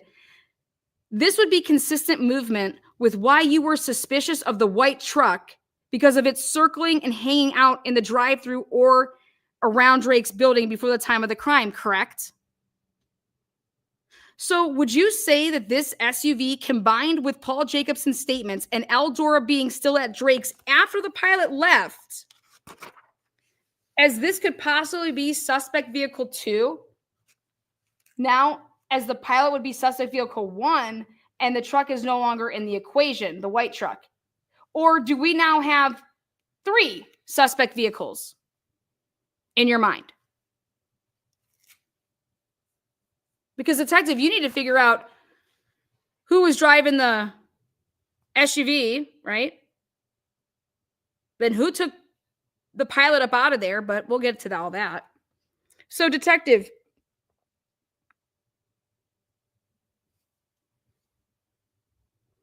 how did you find out about that gas leak? You said somebody brought up to your attention, right? Did this information come from Detective McClelland?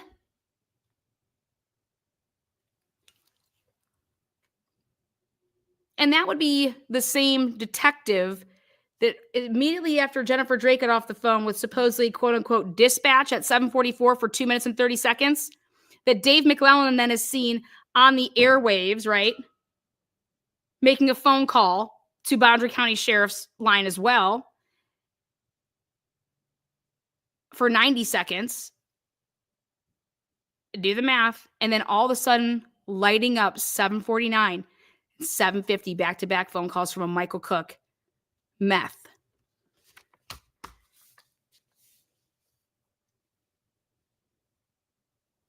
So did the information of this gas leak come from Detective McClelland?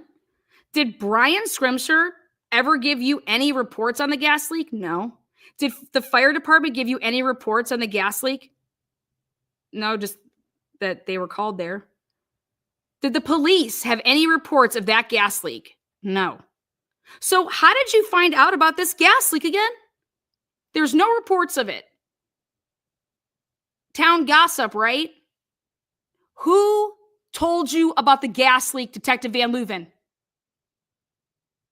Somebody that was clearly trying to point you in a fucking direction. Wouldn't you say that, Detective Van Leuven? Who told you about the gas leak?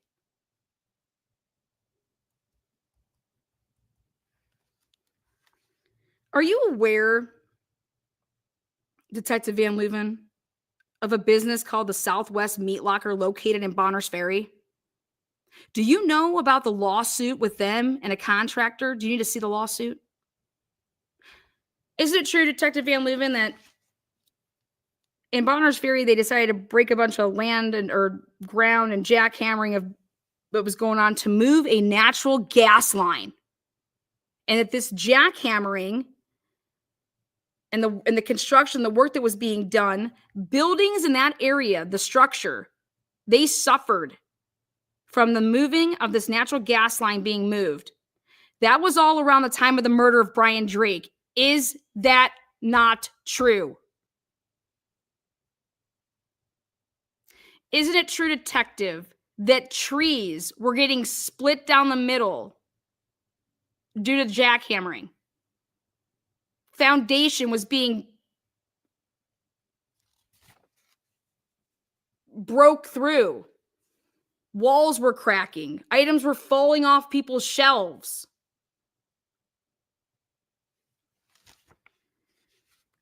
Isn't it true, detective,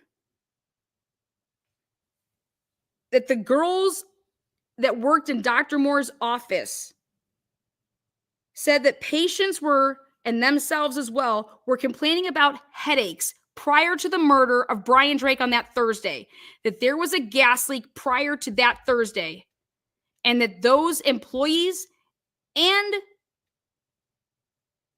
patients said that, told you guys that? If the gas leak was before the murder of Brian Drake, and you have substantial evidence of that,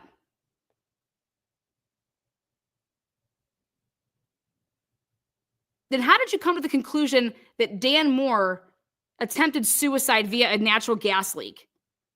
You also testified on direct examination that somebody had to resuscitate him. Who testified? Who did you interview that said that Dan Moore was resuscitated by Mick Millett? Who did you interview in any report that you've provided in this entire case? Do you ever say anything like that? You didn't say at the preliminary hearing, did you? And now here in this courtroom for $10 million, you're going to sit here and say that the coroner gave mouth-to-mouth and CPR to Dan Moore? That is not in a single report, is it, Detective?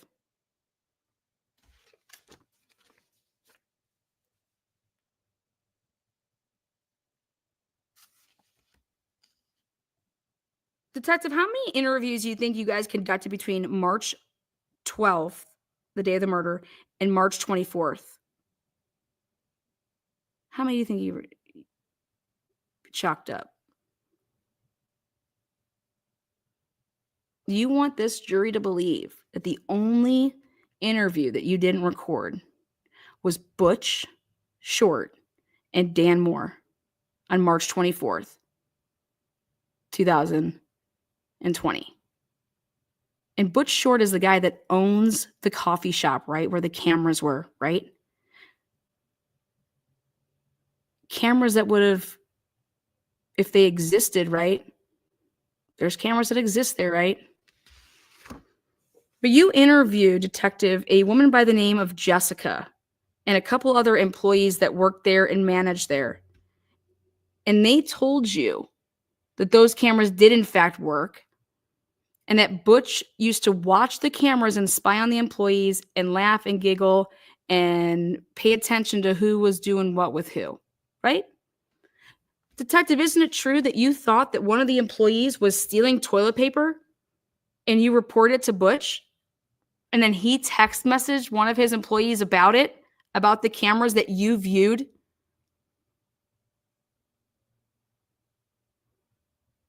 You guys reported in a report that there was no cameras from the coffee shop that was directly next to Brian Drake, but that's not true. And you reported they didn't work, and that's not true either.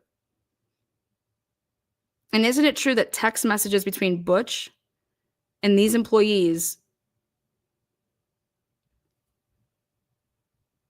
would contradict your statements here today? Nobody from your department said, oh, we were watching the cameras and we saw that one of the employees was stealing toilet paper, but here you found out that no, he owns a bunch of those buildings because they kind of connect. And so they have a closet where all the toilet paper is, and they were moving and restocking the bathrooms. But you guys, because of the whole COVID thing, made a joke about one of the employees stealing the toilet paper. How would anybody know about that if the cameras didn't work and if nothing was visible on the cameras at the coffee shop? How is that in text messages?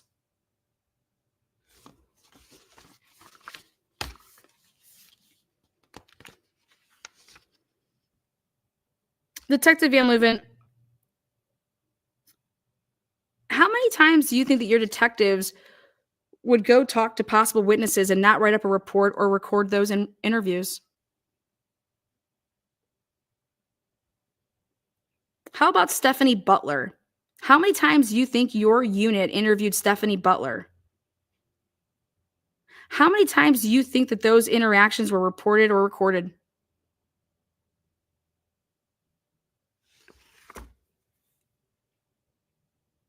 Did Jennifer Drake give you the tip that Stephanie Butler was banging her husband?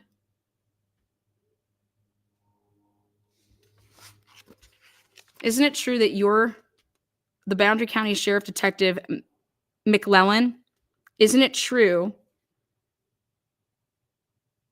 that it was Dave McLellan who received the information that Stephanie Butler was allegedly having an affair with Brian Drake? Dave McLellan tells Stephanie in a report that it was her husband, her ex-husband, who reported it. But are you aware that Mick Butler never once talked to Dave McClellan ever, and there was no report of that. And then it would come out later that it wasn't, in fact, Mick Butler that gave that information. So again, here we have we keep having Dave McClellan come up. Where did Dave McClellan get the information that Brian Drake was fucking Stephanie Butler?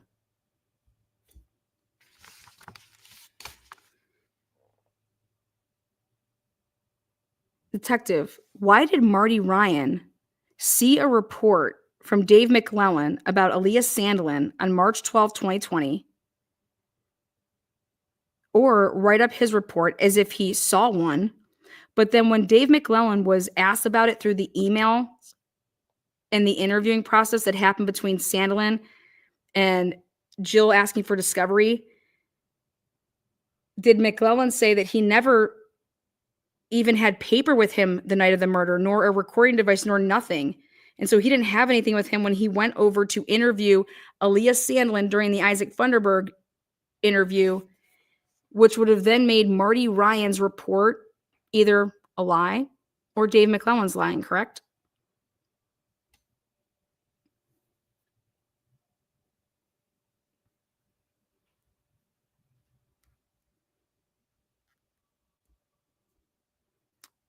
Detective Van Leuven, how much information did you give to Dave McClellan during this whole investigation? Every time that you were getting reports and stuff, was he able to access and look through the reports that would come in? Did he have access to the interviews?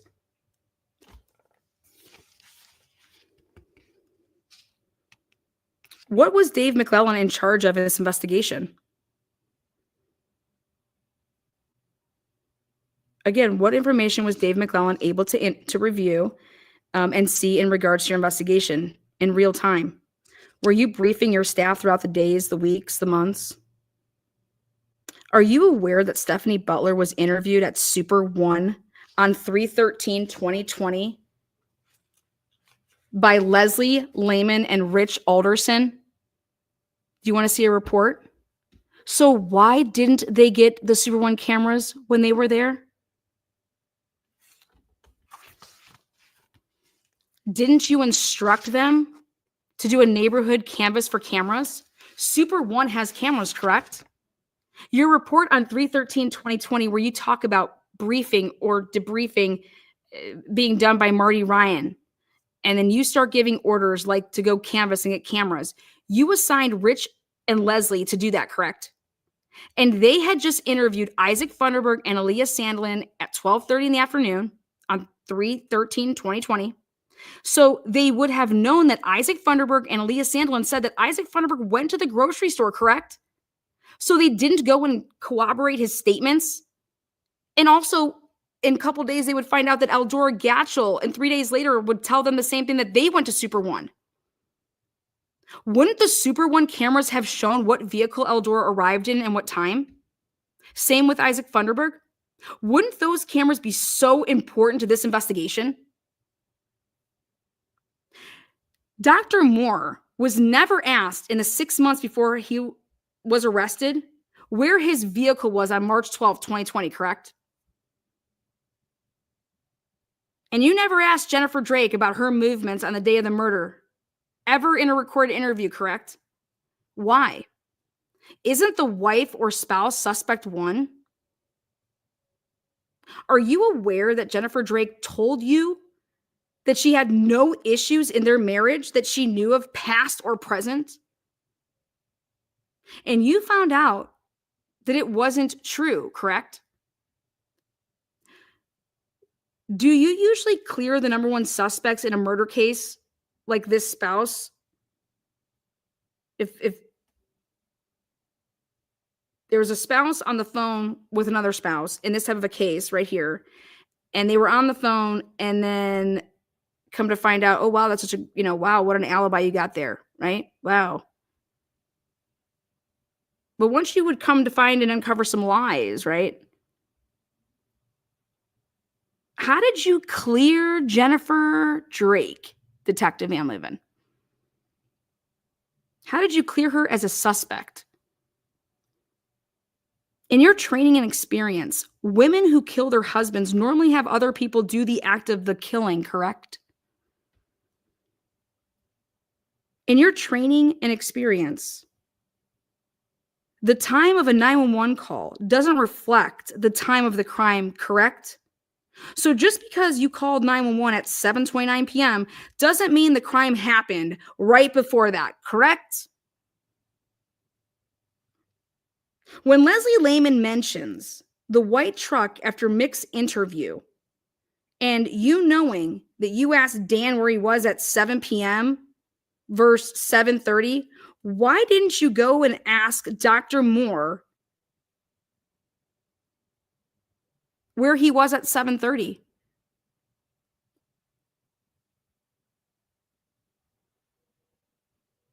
Why didn't you go and ask Dr. Moore if there maybe would be a reason, or show him a picture and say, is this your truck?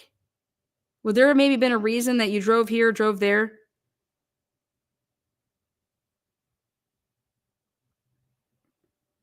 I mean, he was 64 years old at the time, right?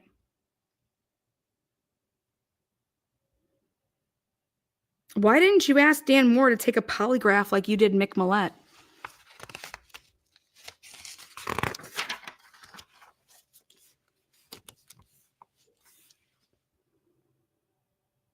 Isn't it true, detective, that Mick Millett and Dan Moore both said that they heard the whole scanner 45 minutes, 30 to 45 minutes before Dan ever left the first time?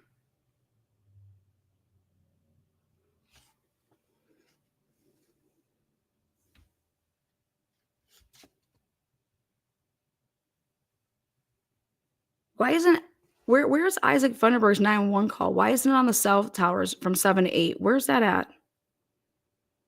Because if he called 911 before 7 p.m., it would be actually on the 6 to 7 towers, wouldn't it? And you guys didn't go and get those towers, did you?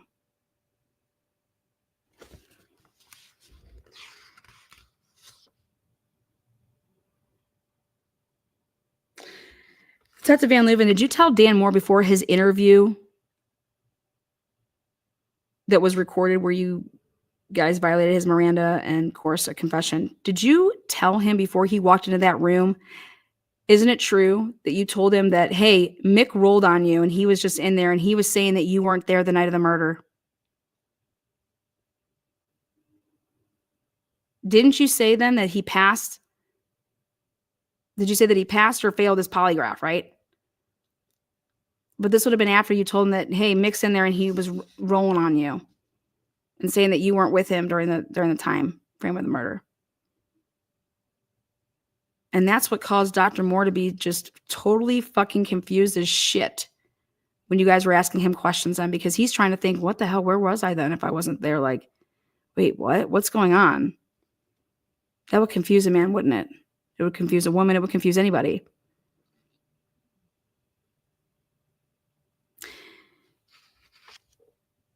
And you said to Dan Moore that you are sunk, right?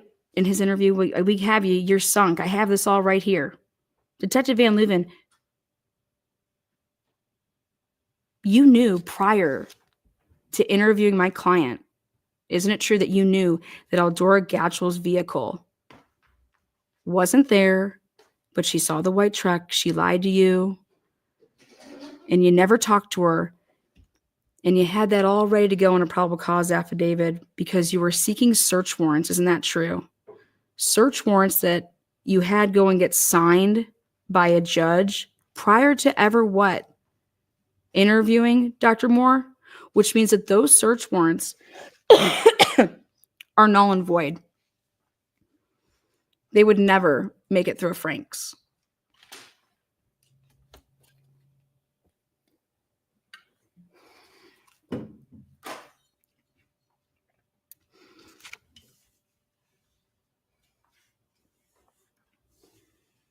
Detective, based on all the evidence brought before you today, does it change your opinion of what time the crime was committed? What about needing to do more investigating on the matter and re-interviewing people that were not truthful? The crazy part for me, detective, is that these were all issues that you won't even get to Dan Moore to talk to him until you clear up all your little problems that you were having on March 12th, March 13th, 14th, all of this stuff, 16th, all of these interviews with Jennifer, Eldora, the niece, Caleb, Stephen Hartman, Isaac Funderburg, Sandlin. You knew on March 13th, 2020, and your detectives all knew that there was a huge discrepancy on the time of the fucking gunshots. Wasn't there, detective?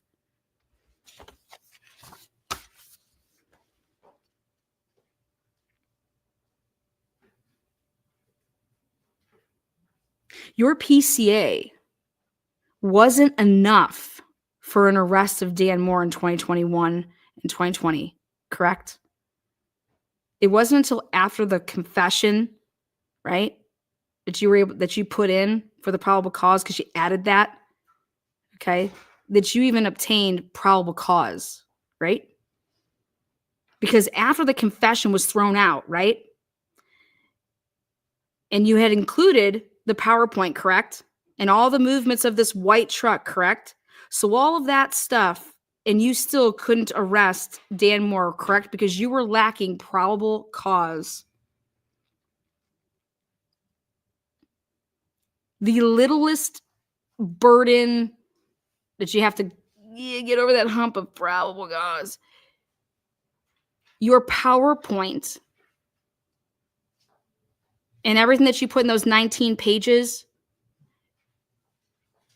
Judge Buchanan asked you and asked the prosecutor in 2021, well, what else do you guys have? What do you have? And you guys said, we have nothing else. And that was your whole probable cause minus the confession, which was 19 pages of a narrative, right? And Buchanan said, you don't even make probable cause. So you couldn't even still make the case because you attempted to still have him, be arrested even without it, right? Isn't that true, detective? On direct examination, you acted like you had no idea what was going on with the litigation. You were being sued by the Moores, correct? They were suing you, right? For violating Dan Moore's civil rights, right? You're telling me you weren't paying close attention to what was going on in this case as it had your ass pinned to it civilly?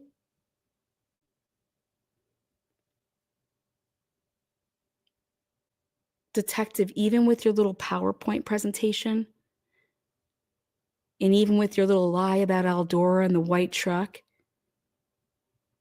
you still couldn't get probable cause to arrest the man. I have no fucking clue why why Matt and Dana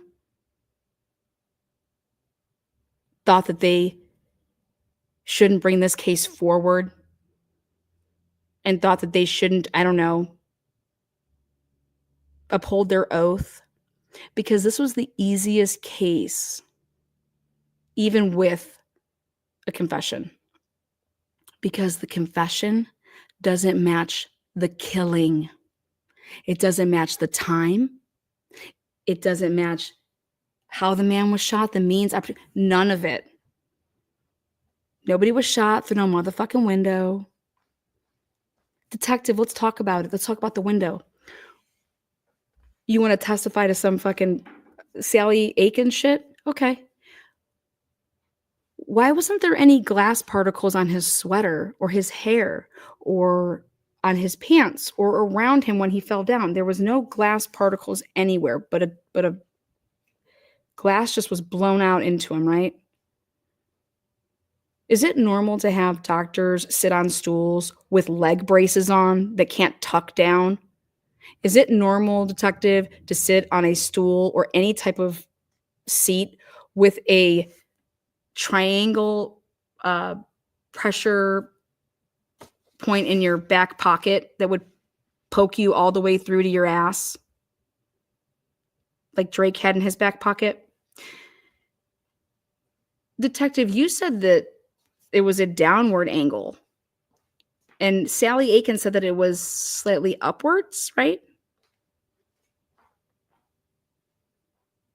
But you claimed that the reason it was downward is because he was like leaning over. But you didn't take any measurements of the stool off the ground to then put how long his torso is. And we can't even do that today because you didn't preserve the stool, right? You didn't preserve the window. We don't have the stool that the man was supposedly sitting on to take the measurements and then put his torso up and how tall his torso would have been, right? And so then how were you able to reconstruct it if you didn't save it yourselves? You provided, how do you explain the dirt on Brian Drake's sweater on his back?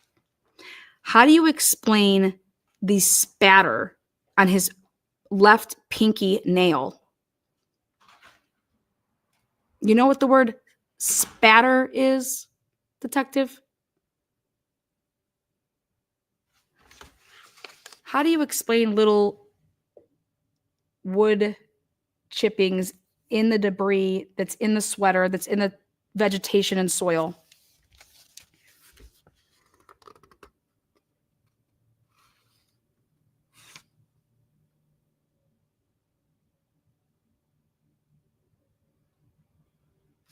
Let me ask you a question, detective. Your PCA wasn't enough for an arrest for Dan Moore. It completely contradicts what the ME was going to testify about. After the confession was thrown out, and that included your PowerPoint here, all the movements of this white truck that you want to talk about. So all of that, okay, and you still couldn't arrest Dan Moore, correct? So I have one question. What is lacking? What do you think is lacking for you to be able to make this arrest? I ask myself that every day, like, what evidence did Jennifer Drake seek when she put up the billboard? We need more evidence. We need somebody to come forward. We need evidence. And then I thought about it. Detective, what do you think you need? Isn't it, what would you need for the prosecutor to say, yep, go get him, let's arrest him, bring him back in, we're going to try him now, we're ready? Because you were waiting on a piece before I ever came along to blow this motherfucker wide open. And how I totally ruined it for you is I proved that Eldora Gatchel's vehicle was gone, but she's still there because she knows about the white truck, and now she's the last person to see Brian Drake. They're there past the 717 call. I connected all the dots with, Hartman, Aaliyah Sandelin, Paul Jacobson, Isaac Funderburg, all of those connect. You have a shooting that's before 7 p.m. And that's about the time that Jennifer Drake needed to get the fuck up out of there, right? If she was with somebody or if she's with herself, if she needed to get back on over, to town. But then, hey, you need to call and get on the line right now because we just got a 911 call in or something like that, right? But you got to get on the, and that's why Bonner County was like, you're actually on our line. And this woman was fighting to say, no, that wasn't a transfer. Like, she pinged on our towers. I interviewed the broad. And so I said to myself, like, what do they think that's out there that would arrest the man?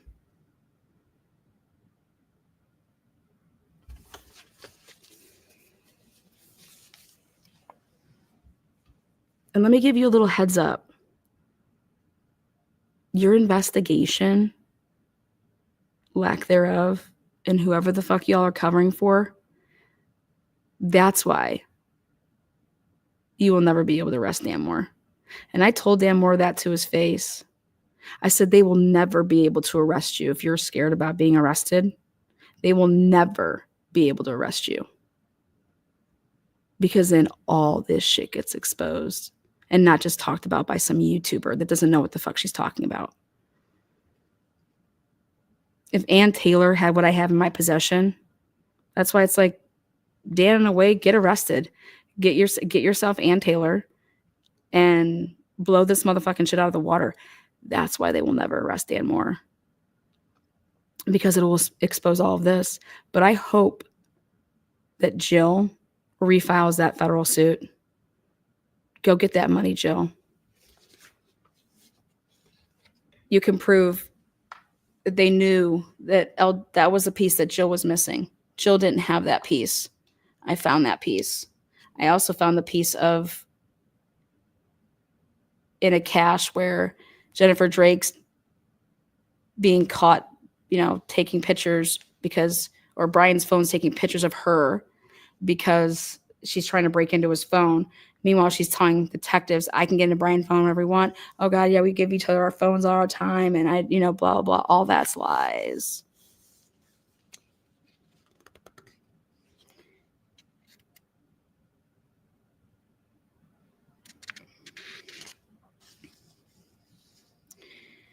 Now, if my line of questioning was ever in a deposition, these were the 1 through 150 through 152 is where you say, you are set to testify in a civil trial, correct? Drake versus Moore, correct? And you are testifying to your probable cause affidavit that you wrote in August of 2020, correct? Are you planning on testifying to the accuracy of that probable cause affidavit after our depo today? How accurate is your PCA, detective? Well, now with all the problems that we present for your PCA to include the chronological order of events leading out key details, such as Eldora and Caleb being present for the white truck, meaning that they aren't in the pilot. So someone else drove that out there, right? Someone else had to drive out the pilot, right? And Paul Jacobson's interview of that second SUV, that would need to be added to the timeline, correct? And all of these moments of that, or the movements of that SUV, correct? And so then the movements of Isaac Vanderberg's car, correct? Stephen Hartman would be added to, him walking. Aaliyah Sandlin, when she hears the gunshots 30 minutes ahead of talking to Stephen Hartman. If you add all that to this timeline, correct? All these things that were not put on your Excel spreadsheet, which were on mine and on my PowerPoint that I was ready to go toe-to-toe with you in the courtroom over, right? All these things would have to be added on, right? And you can't even back up Jennifer Drake's 911 call ever have been made out of Kootenai County. And that's why you guys didn't play it at the damages hearing. Doesn't it completely change the bold words of murder at 7:26 p.m. on your Excel spreadsheet when I include all my motherfucking shit? When you say the murder happened at 7:26 p.m. on your Excel spreadsheet, that would be called speculation, detective, wouldn't it? You are speculating that that's when the murder was, and you're basing your speculation off of the words of $1 million life insurance policy winner, aren't you?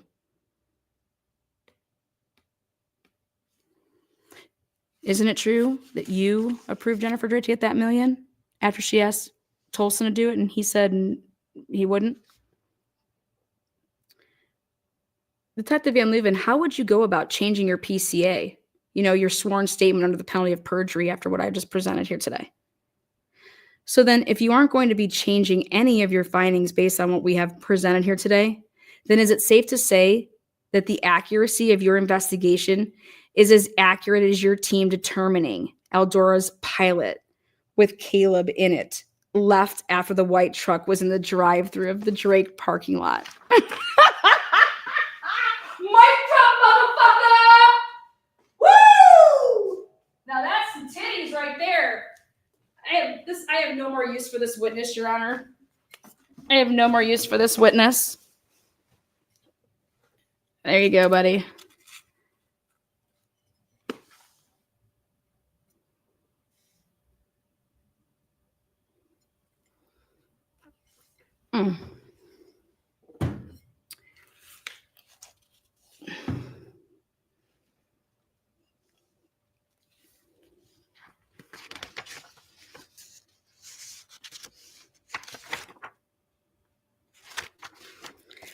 I sat with two amazing souls to help them type up all of this shit. I said, what do you want your attorneys to do for you?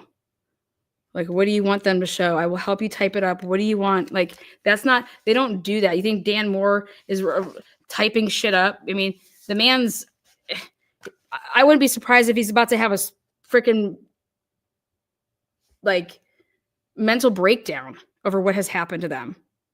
Okay.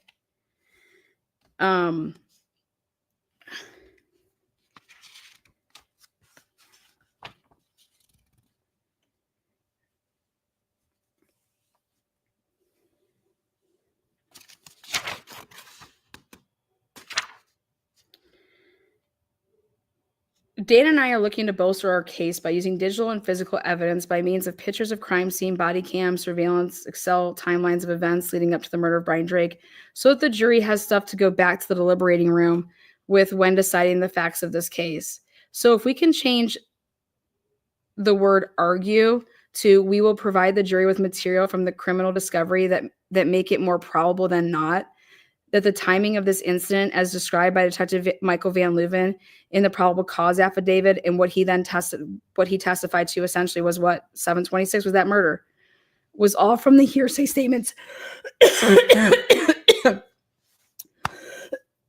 of the plaintiff to Idaho State Police in her interview on March 16, 2020, which is inconsistent with multiple persons' independent statements made to police between March 12th and March 17th. 2020, and that are backed by surveillance evidence. These witnesses are as followed.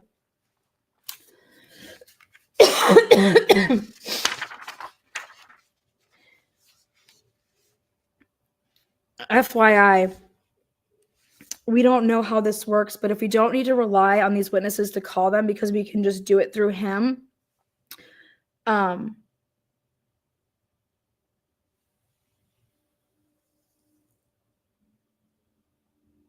but the only person that we are now looking to depose is Eldora Gatchel in person. Because they wouldn't depose anybody for the Moores. These attorneys came on in May and wouldn't depose any of these people before the trial. I mean, it is just disgusting.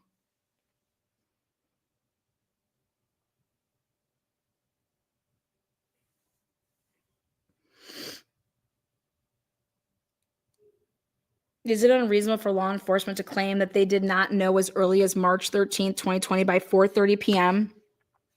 that there was a discrepancy between the plaintiff's statements to police/dispatch that her husband was shot while on the phone with her at 7:26 p.m.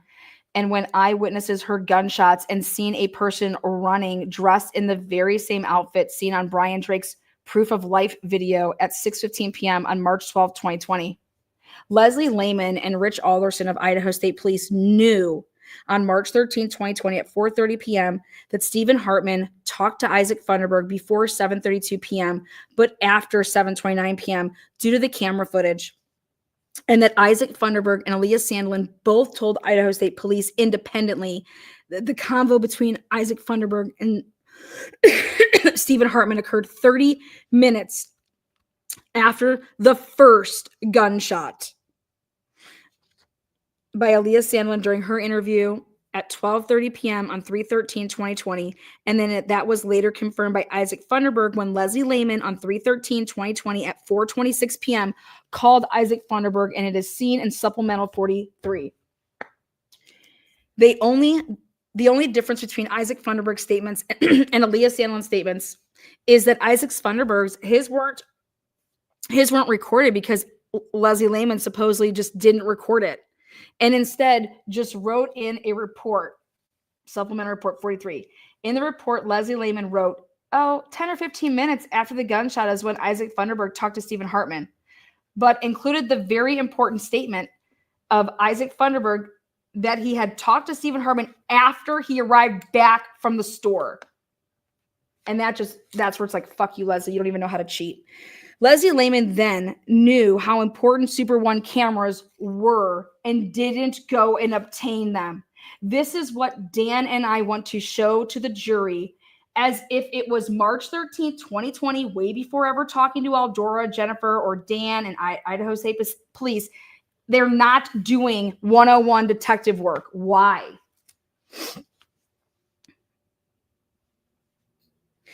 Even the hearsay statements that were written down by Leslie Lehman put the gunshot easily before the 7:17 p.m. phone call, which immediately calls into question the statements made by Jennifer Drake as it pertains to the contents and individuals truly on the 7:17 p.m. phone call. It is simple. These three independent sources, Isaac Funderburg, Aaliyah Sandlin, and Stephen Hartman, and where they physically were located, are backed by Columbia Bank cameras. And this is highly backed by their statements, which means that Brian Drake was already shot prior to 7:17 p.m., not even bringing into the account of the lies of Eldora Gatchel. And now it's putting Eldora Gatchel and Caleb Kakoa-Nazara there when Brian Drake was shot. This is what I gave Jennifer Drake. This is what you asked for the billboard. This is who you go after that killed your husband. Because they were there. And I'll tell you what, if Eldora Gatchel ain't the shooter, she knows who the fuck is. Even we believe that the 7:17 p.m. phone call described by Jennifer Drake is for the purpose of extending the life of her husband to 7:26 p.m. But why? Why? Well, we believe the reason they need to extend his life to 7:26 p.m. is for the purpose to frame Dan by means of using this white truck after the fact. The white truck doesn't start moving until 7:13 and 52 seconds, according to their own spreadsheet. ISP has alleged that the phone call at 7:17 p.m. was made by Brian Drake, but only because of the hearsay statements of Jennifer Drake. There is no proof to back up Jennifer Drake's statements. In fact, everything contradicts it that would have been known to the police between March 13th and March 15th, 2020, because no one had spoken to Eldora Gatchel yet from Idaho State Police. However, Eldora was spoken to by Boundary County Sheriff's Office Bobby Goad after Eldora called into the sheriff's office around noon on Saturday, March 14, 2020. No report, no record of anything. She just happens to cough it up in her interview. This interview is nowhere to be found, and no body camera reporting of this device or this interview with any device. No reporting evidence, no nothing. Like I said, Eldora just coughed it up.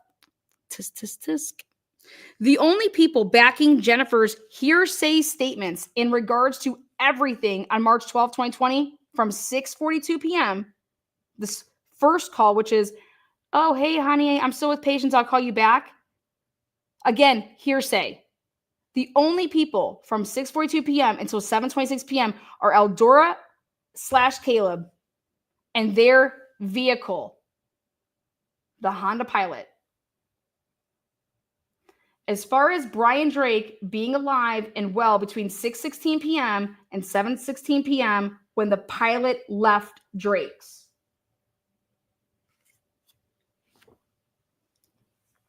Jennifer Drake and Eldora Gatchel were interviewed on the same day by ISP for the first time, allegedly.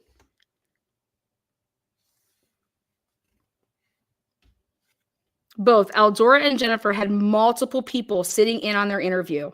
We want this told to the jury.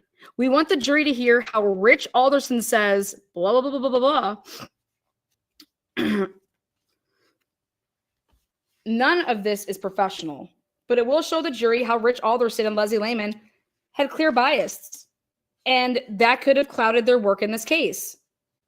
Lastly, we want to outline for the jury that Eldora and Caleb could not have seen the white truck as described by Eldora and Caleb in their interviews had they left in the Pilot at 7:16 p.m. as they told Rich and Leslie on March 16, 2020, and then Van Leuven adopts for his fucking probable cause affidavit under the pains of penalty of perjury.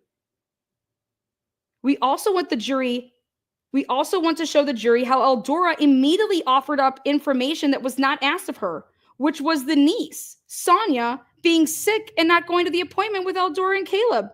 This is very important as Paul Jacobson's interview introduces another vehicle and a woman driver that was Hawaiian.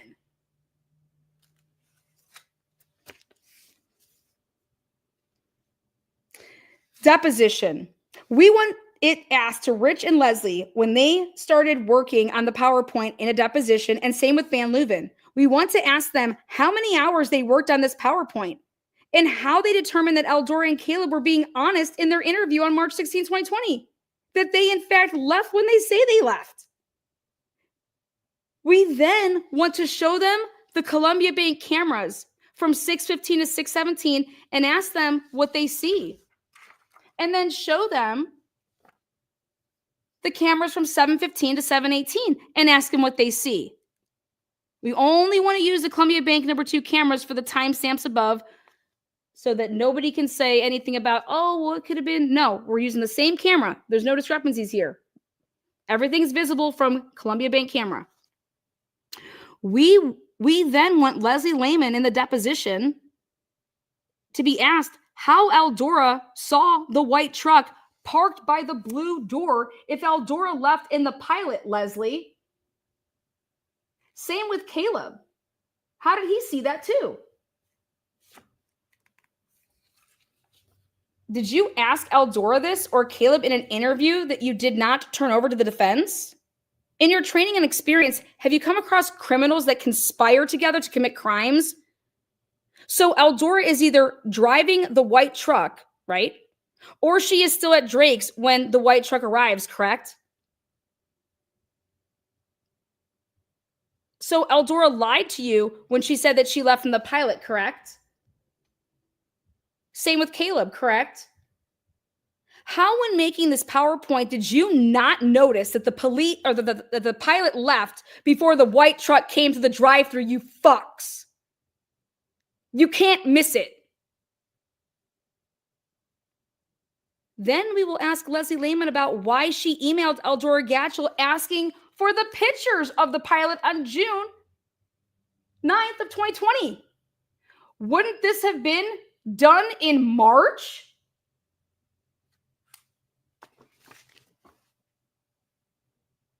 But at the very least, you were doing it for what? Clearly for your PowerPoint, right, Leslie? Okay, so then you see that vehicle, and what do you think to yourself? Nothing to see here? Nothing to fucking see here?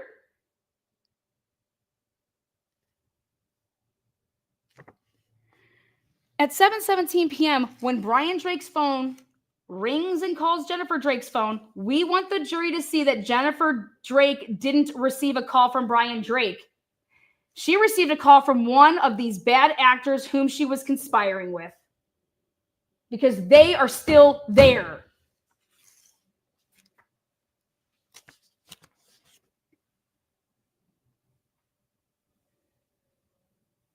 The evidence shows it and proves it.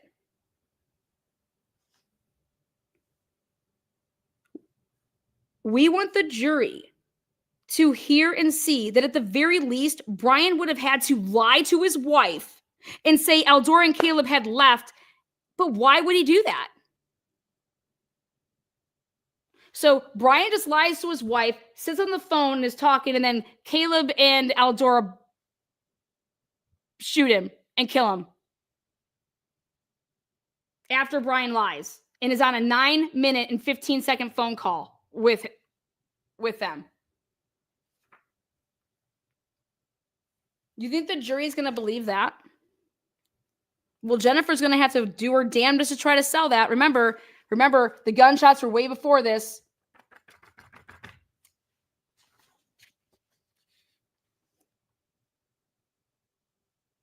But if we go back to the 616 SUV that entered in with the Hawaiian-looking woman driver, and Paul Jacobson says they pull in as in two people, that's what it says.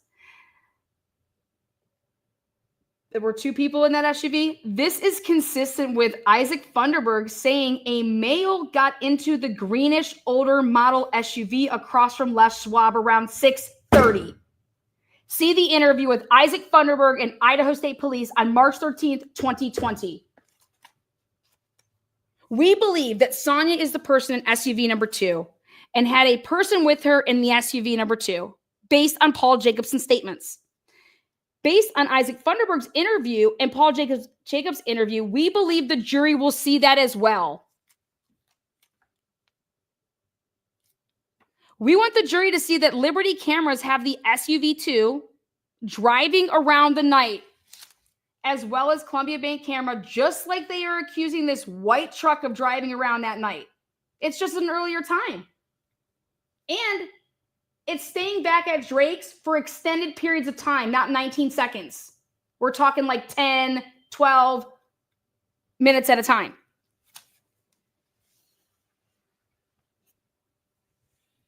Most significantly, we want the jury to see the 6:46 p.m. timestamp from the Liberty camera that captures the SUV2 coming north from El Paso and turning right onto 95 heading north.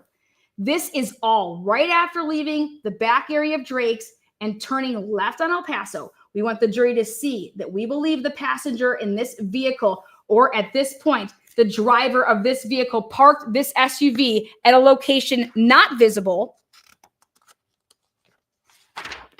from the businesses on 95 with cameras, and then proceeded on foot to walk redacted. Redact. I ain't giving you my goods. The night of the murder, it was just another night to Dan Moore, as he would go to Mick Millet's as much as 4 to 5 times per week in the evening, making it very possible and plausible that the jury would see that when you do the same thing in the evenings multiple days per week, you don't know which day is what.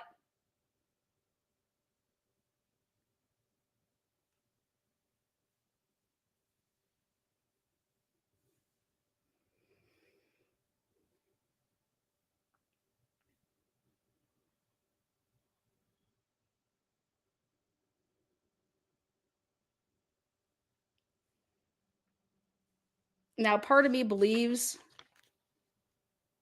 that somewhere along the line, these lawyers must have looked at something that I sent them, okay? Because they put a dead man on the witness list, okay?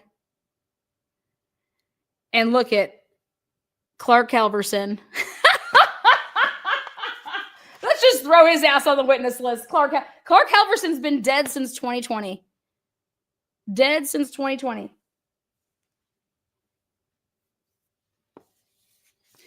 What's interesting, though, is that I think it's relevant to say that the jury should be told that Clark Halverson was alive up until June of 2020. And isn't it ironic that it wasn't until after the death of Clark Halverson that they dug their motherfucking claws into Dan Moore? And I said to myself, wow, that's pretty interesting. I said, what was Clark Halverson? What could he possibly have been a witness to, Dan? You probably should think about that. I said, then his son randomly, so Clark Halverson dies, then literally randomly, Clark Halverson's son, Matthew Halverson, is at the Piatt River, and all of a sudden they call 911 because his friend was there and said that all of a sudden they were fishing and that Matthew Clark Halverson is taken away in the rapids, and he was going downstream and he just fucking died, but his body was never found. I said, what? I said, what in the world? I said, so Clark Halverson dies in June. Then right after your case gets tossed out for Miranda and they can't refile against you because they have no case, then this Matt, his son, who you know is family, then he just miraculously is killed in some fishing, like hanging out at the river. But his body has never been found to this day. Are you kidding me?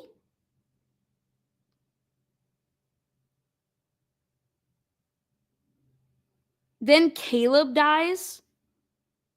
Then this guy, Billy Wiley, who was driving around that night, he allegedly jumps in front of a train that's moving 6 miles an hour right before Thanksgiving 2022. But back up, after Dan Moore is arrested and then he's freed on bond bail, whatever you want to call it, October 26th, there is a $2 million drug bust that involves Bonners Ferry and the border. Okay. And then Brandon Hurst is murdered in December of 2020. Brandon Hurst was Jacob Van Ett was a witness that rolled. He was there that night. His phone is seen on the towers driving all over and circling all around Brian Drake's area the night of the murder. All these people are all involved in the drugs. And then Michael Cook gets popped with baggies of meth in 2018. And that's who's calling Brian Drake looking for the phone at 7:49, 7:50. You want to sit there and tell me Brian Drake? What jury is going to believe that Dan Moore, who's making triple what Brian Drake was ever making? I mean, triple is probably fucking being,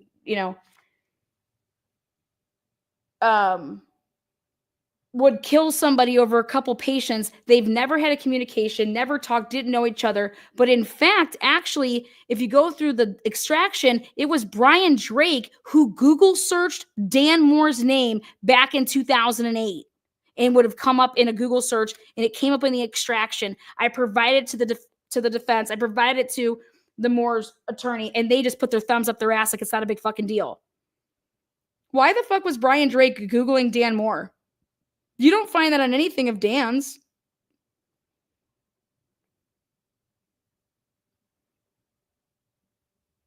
You know how it's like some people just aren't phone people? And it's usually like the older generation. Yeah, that's them.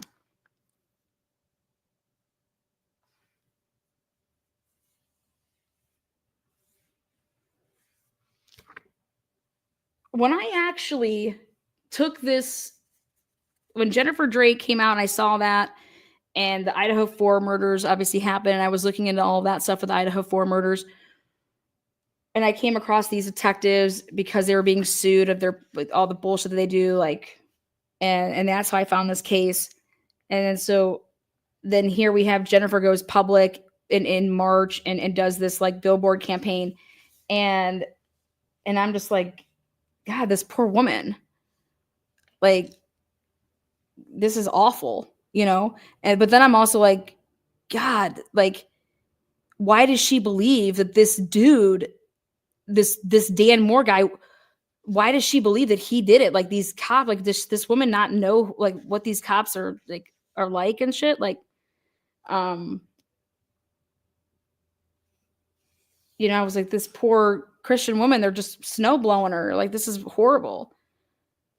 And I was like, all right, this is a good case to help two people here. You're going to help the widow and her kids find who really did this to their dad and husband. And then you're going to help this other person who was just totally railroaded, right? Like, it's like a double win. And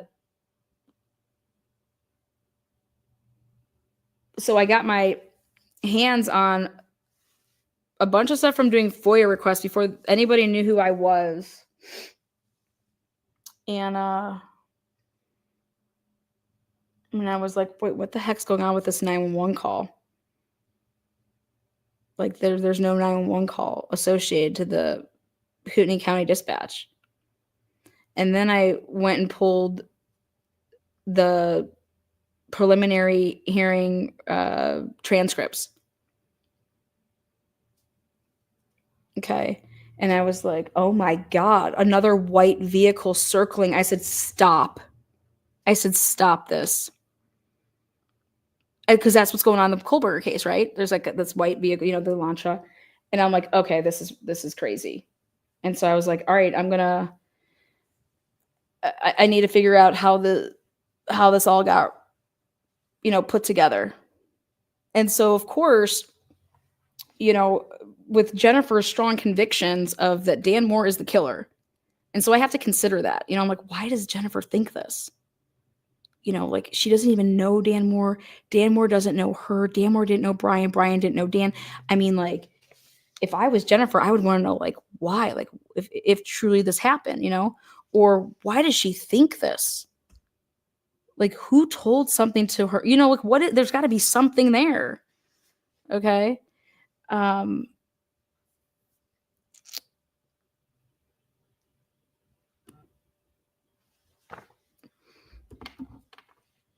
mean, how would you go about trying to figure that out?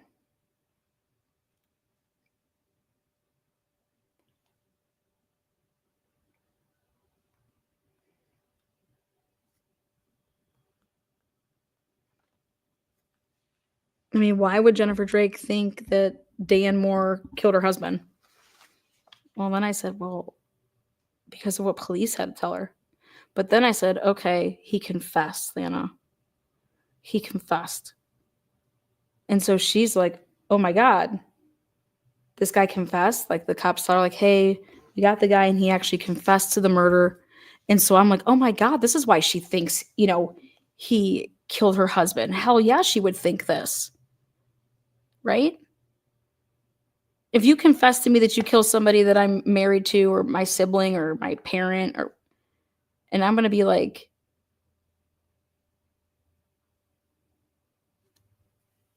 okay. And then I hear, well, then I said to myself, well, he then makes bail. And then there was a Facebook group created, which everybody has Facebook groups, so it's normal. But then I saw the date that she filed the civil suit. And I was like, wow, November of 2020? Like, he just made bail in October, like at the end of the month. So, and here she got civil attorneys and she files this civil suit. And so I was reading through it and I saw again about somebody finding the white truck and that it was sitting there. And then actually in her complaint, she said that the white truck was sitting there from 6:42 until 7:17. And I'm just like, okay, so a white truck was sitting there from 6:42 to 7:17, but also it was circling. Like then, you know, it doesn't, it's not jiving with probable cause.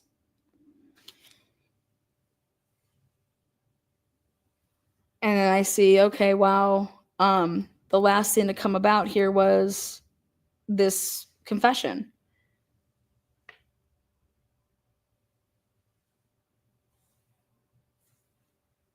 And then I said, I just need to see if the evidence matches the confession.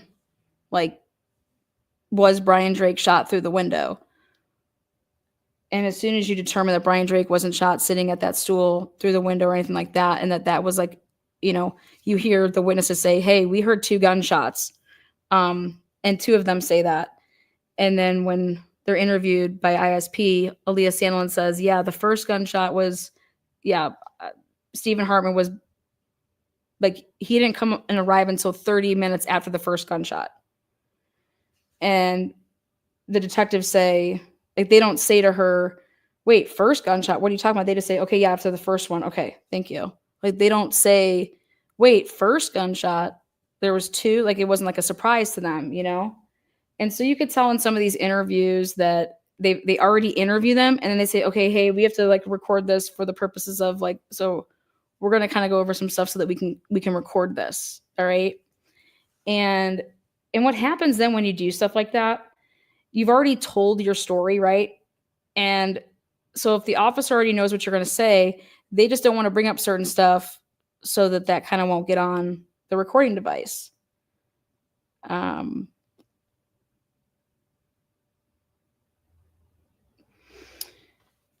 it was obvious at the beginning of some of these recordings when they're saying like, we were just talking to you before, and we were talking about different things. So we're going to record this now so that we can make a record of it. Like that type of talk. It's just right there. It says what they did. So I understand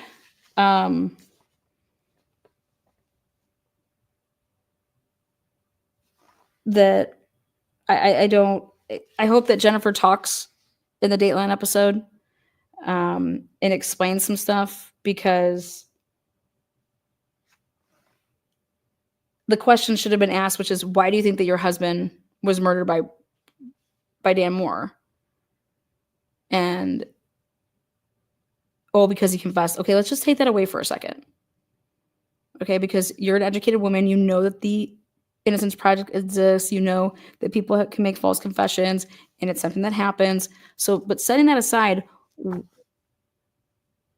what was told to you by the police saying, hey, we have the right guy, this is how we have it? I mean, like, he's talking to you. What else besides this confession leads you to believe that this is who killed your husband?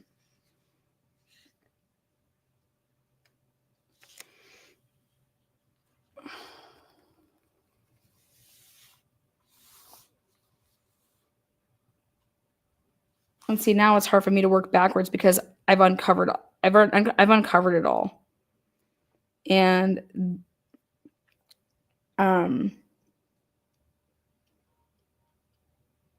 when I say uncovered it all, it's like Brian Drake was not talking to Jennifer between 7:17 and 7:24 or 7:26, whatever it is.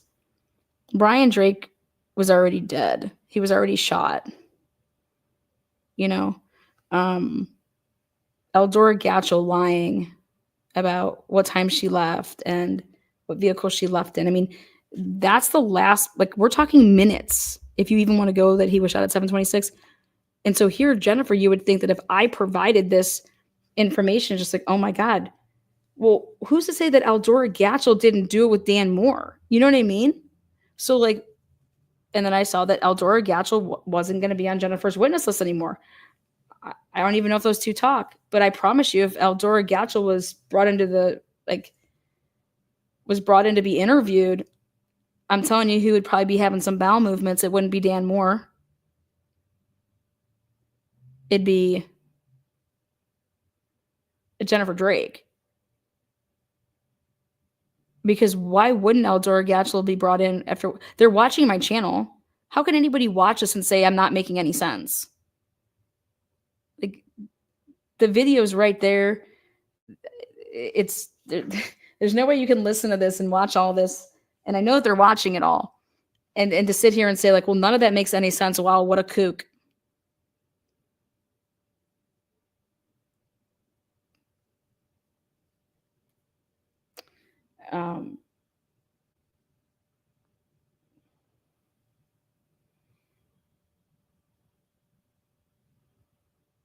And so I think that Eldora Gatchel can, it'd be like this. Does Eldora Gatchel go down by herself, or is she going to go down, with others? So Eldora Gatchel has a bargaining chip, yeah,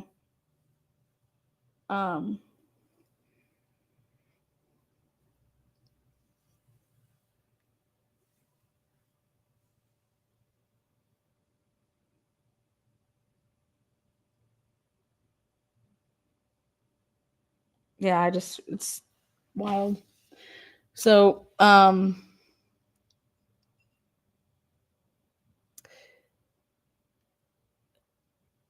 believe that the detectives could have been tunnel vision, but what this leads me to believe is that there's something very, very sinister though. But hey, but the detectives were tunnel vision and not interested in the truth or clearing up a possible misunderstanding with Dan or mixed statements. These were two pillars of the community. Instead, this was a "we are trying to nail you" situation, as you heard Van Leuven say when you're sunk.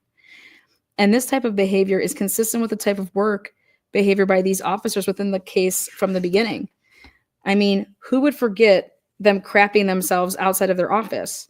And who would ever tell anyone that story or think that they need to tell them that story, as it has nothing to do with the murder of Brian Drake, right? I have nothing to do with this murder. You think I'm going to go, but I'm going to tell you I fucking had diarrhea and I fucking shit my pants? Okay.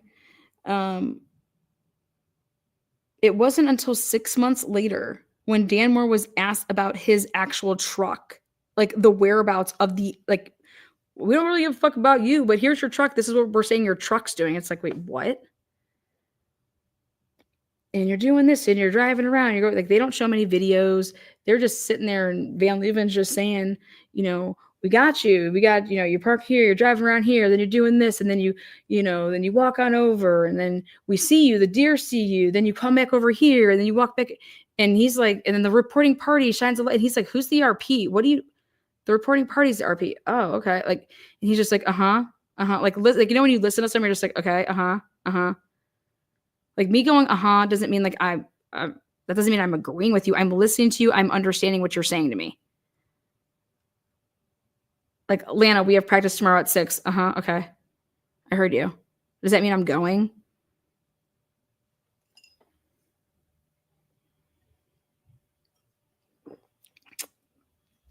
He's just like, what? That's how I look at it. He's like, who's the RP? What?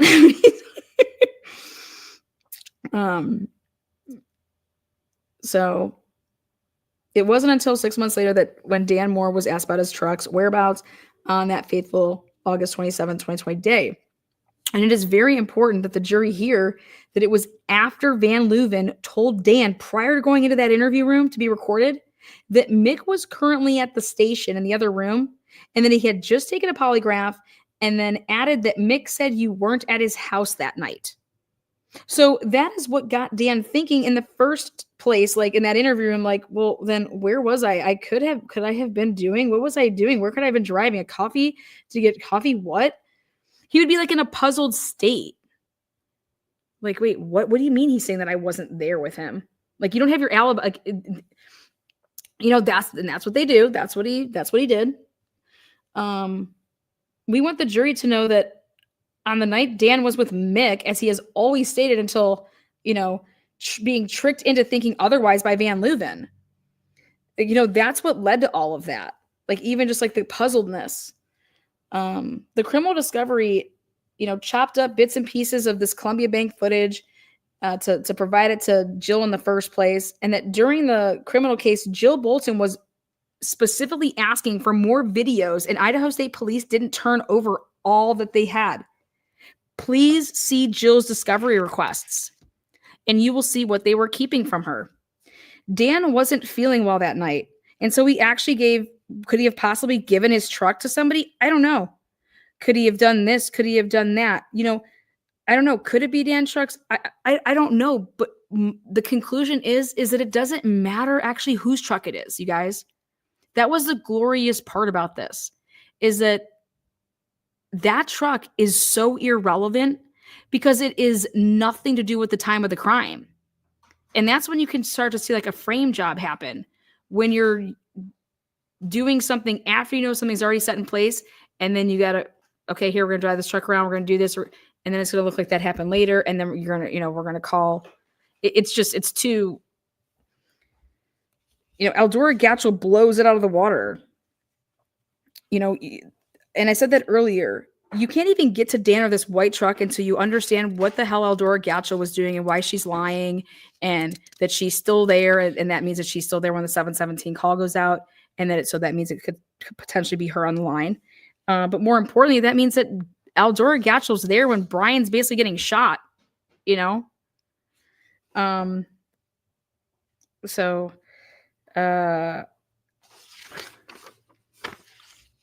You know, is this person in this truck? Is it somebody that was, you know, working with Eldora? I don't know. But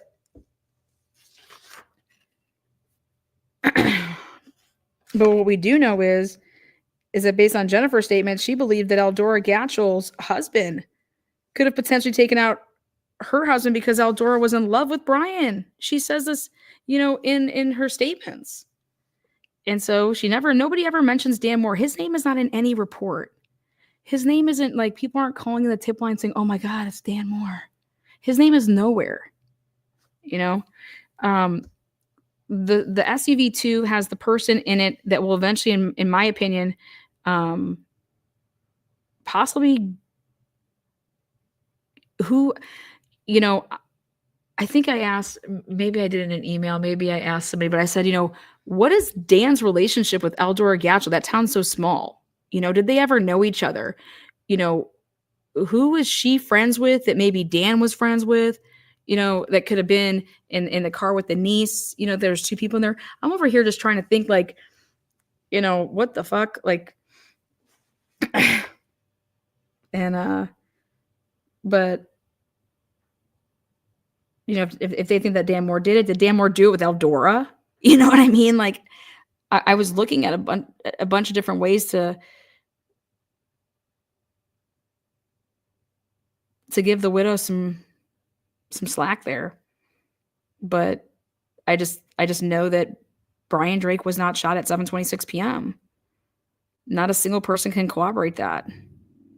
Like, in fact, that they highly, highly contradict it. In the cameras. I mean, and these are people that were interviewed immediately, way before Jennifer Drake was ever interviewed on camera. So cameras, you have cameras that are proving people's whereabouts and what they're saying. And then you have detectives not going and getting certain cameras. That should have just been like, oh God, you said that you went to Super 1? Okay, I'm going to go get that camera because I want to see what time you arrived there. I want to see what time you left there, especially Isaac Funderburg. If you think the kid's caused problems or, okay, he's lying to us, well, let's go see what time he got to, Super 1. Let's see what he was driving around. And, he, like Leslie Lehman said it to him, like, what do you mean you were in your car, but then you were in her car, but then you went to the store? Like, those are all reasons to go get the cameras.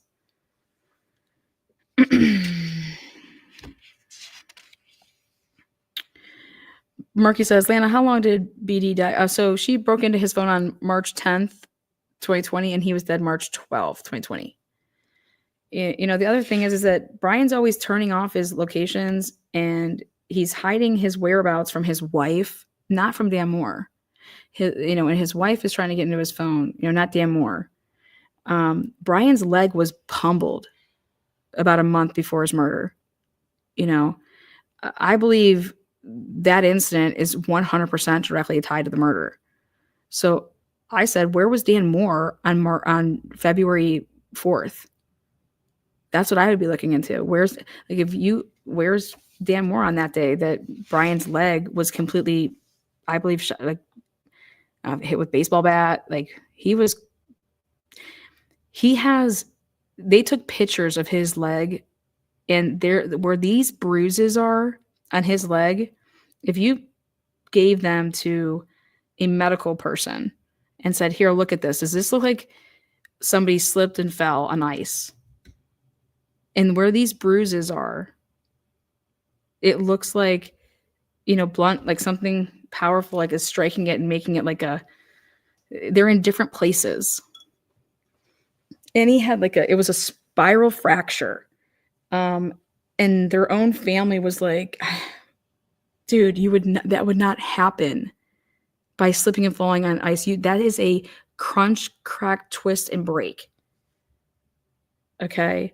And then so I did digging on where Brian was on that day, and I know that he deleted messages of a person that he gave, he cracked their back or whatever, and it was somebody that hit him up the day before. He didn't know who they were. They were like, oh yeah, you've dealt with me in the past. And then this person just shows up, and then boom, Brian suffers that accident. And then the next thing that Brian does is he deletes all of his text messages with that person. So they're not on his phone. And it's just okay, and that family was a family that does Val Burgess. So that's a girl, and she has a husband, and they're a little older, but they have kids that would be like Brian's age. maybe even a little bit younger. But why would Brian be deleting that right after it's just wild.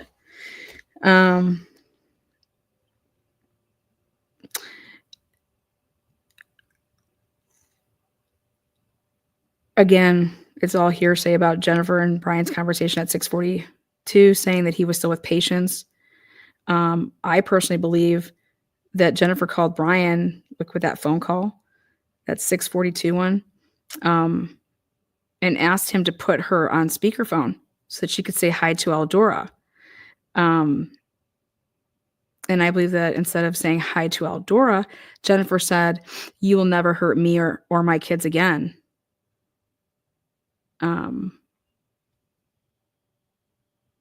It was like a last time to say something. So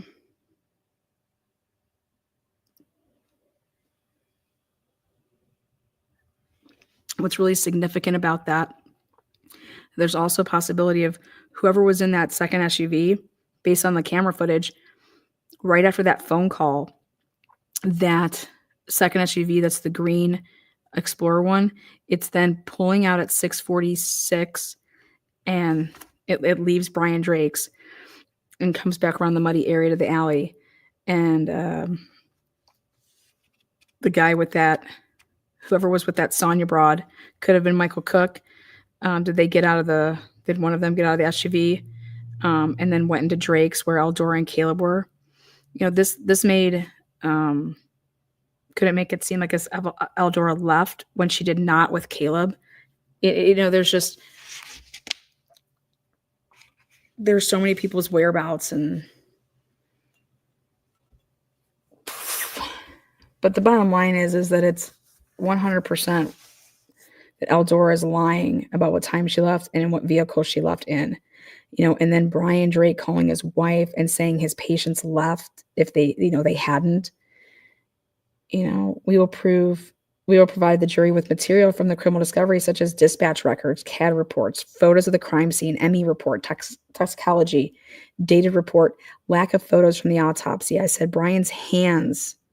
Okay, hands of Brian. I never said the bag. It's right here. Like, it's in my fucking report. This has been written for like a long time. The hands of Brian Drake. Where's the pictures of the hands of Brian Drake? It's interesting to me because I've never talked about that. I want people to go back and look and see. You guys listen to me all the time. When have I ever come even close to discussing Brian Drake's hands and then I want to see them because there was no pictures of them? That seems to me like that somebody coughed up to Peter Erblin some information that was rather close to my reports and where I was turning them over to. I pumped Matt Duggan and Dana Bose with the entire case to win and like literally come out looking like fucking mega rock stars and like just catapulting their careers. Matt could have been showing off to his fiance that he just got, and Dana could have been just, I don't know, twirling umbrellas and playing board game night.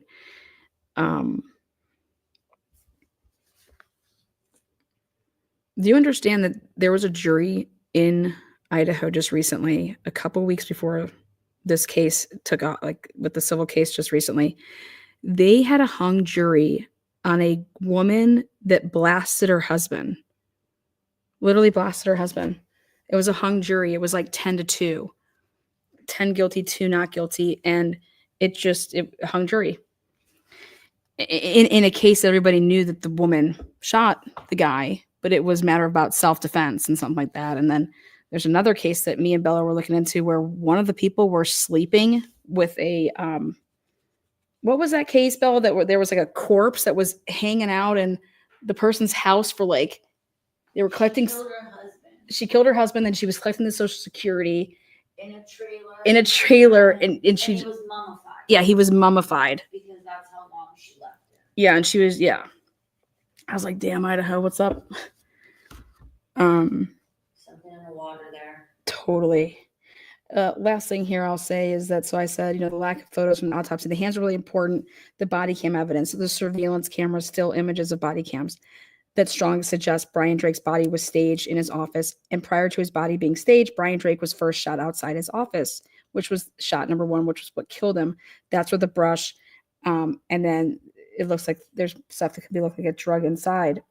And it was back inside and placed in his office, where then the crime scene was staged. You guys, Brian Drake wouldn't have died immediately. When you're talking about immediately, why wouldn't Brian with his phone call 911 himself? You know what I mean? Think about that. And then there's blood spatter on his pinky.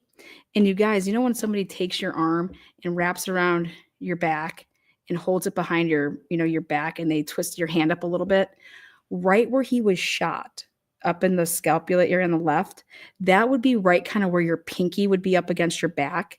And it was like a gun was not pressed up on it, on the body, but close enough that it would, when it would hit and splice open like the skin, that it would cause a little speck to hit your pinky.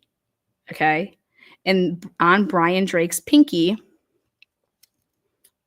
I said to Matt, I was like, you need to ask Sally Aiken what that could possibly be from.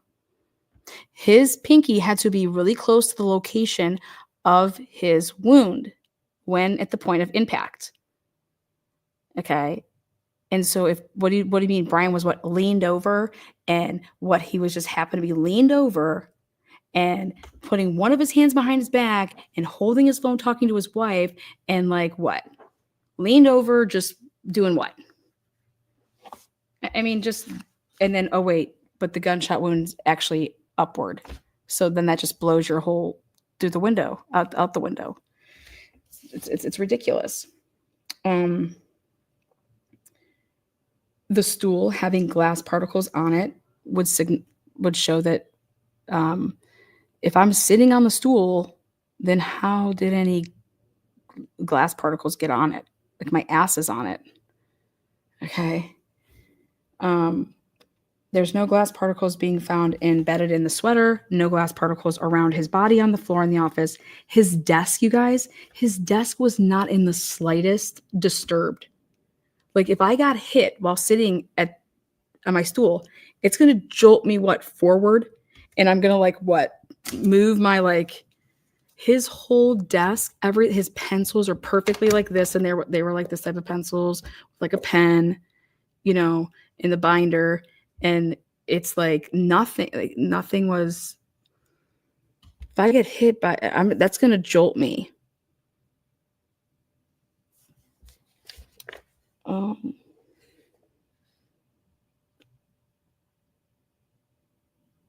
Hit from sitting on the desk, the back window. The height of Dr. Drake from the torso sitting down and where the height was of the stool was never measured. But I personally went to the crime scene, and we went inside, and we just took our own measurements. And then we did a couple different measurements of what do you talk like when you get a stool and how high it would be off the ground. And then, but he's on a brace, you guys. His leg can't even bend like that. And then his leg was underneath. His two legs were underneath. It's like the pop-up table was put over top of him because it wasn't laying out. There's a blonde hair on the pop-up table. It's like a female hair. It's definitely not Brian's.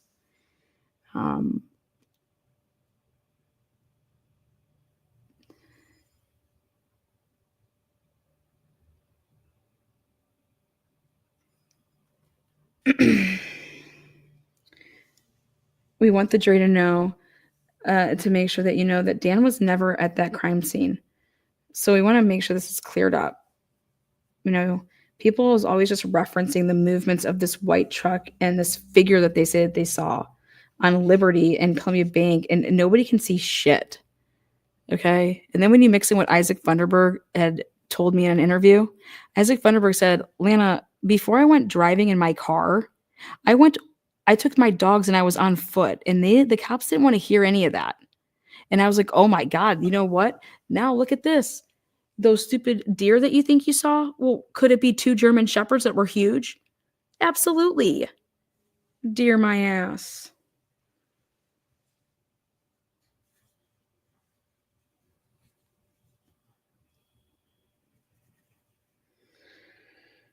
The timing of the incident. The timing of the incident begins when Paul Jacobson leaves Drake's building at 6:16 p.m.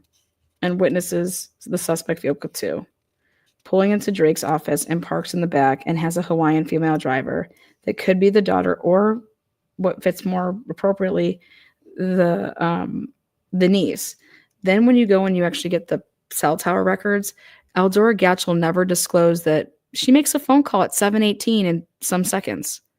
And that phone call at 7:18 and some seconds, which is after the 7:17 call, so then you're talking about having 3 ways and people can hear each other with the Jennifer Drake line. She calls the Hawaiian number that's associated with Sonia's ex-husband. Okay. Which I believe it actually is Sonia, because you know how some people are just still on their plan with their like families, even if they're separated or whatever. But at the end of the day, who did Eldora Gatchel call at 7:18 some change? And Eldora Gatchel says that she does not get to Super 1 until 7:28. You guys, if she left from the pilot at 7:16, it is a 2.5 minute drive to Super 1. Even, more showing that Eldora Gatchel, like, you wouldn't have got to Super 1 at 7:28. So...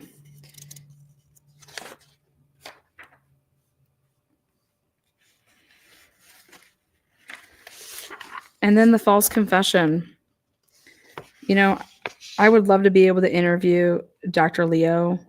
And I don't know if he'll ever talk about it, but I do believe that people false confess. I think it, especially when you show the crime scene, it doesn't even match it. I think that's why the Innocence Project exists. And so I think it's the only question I would ever ask a jury is, do you believe in the Innocence Project? Do you know why it exists? So are you familiar with false confessions? Like, people that didn't commit crimes back in the day false confessed, and what exonerated them was like DNA. And the reason that people confessed is because of police tactics. So again, I have no idea what the hell these people did for $200,000. But I was fine with them doing nothing, just fighting for somebody. Fight for somebody. If somebody's asking you to fight for them, how do you not fight for them? Isn't that your job? Isn't it your job to have depositions? Isn't it your job to it just so bad. So thank you guys. See you on the flip side.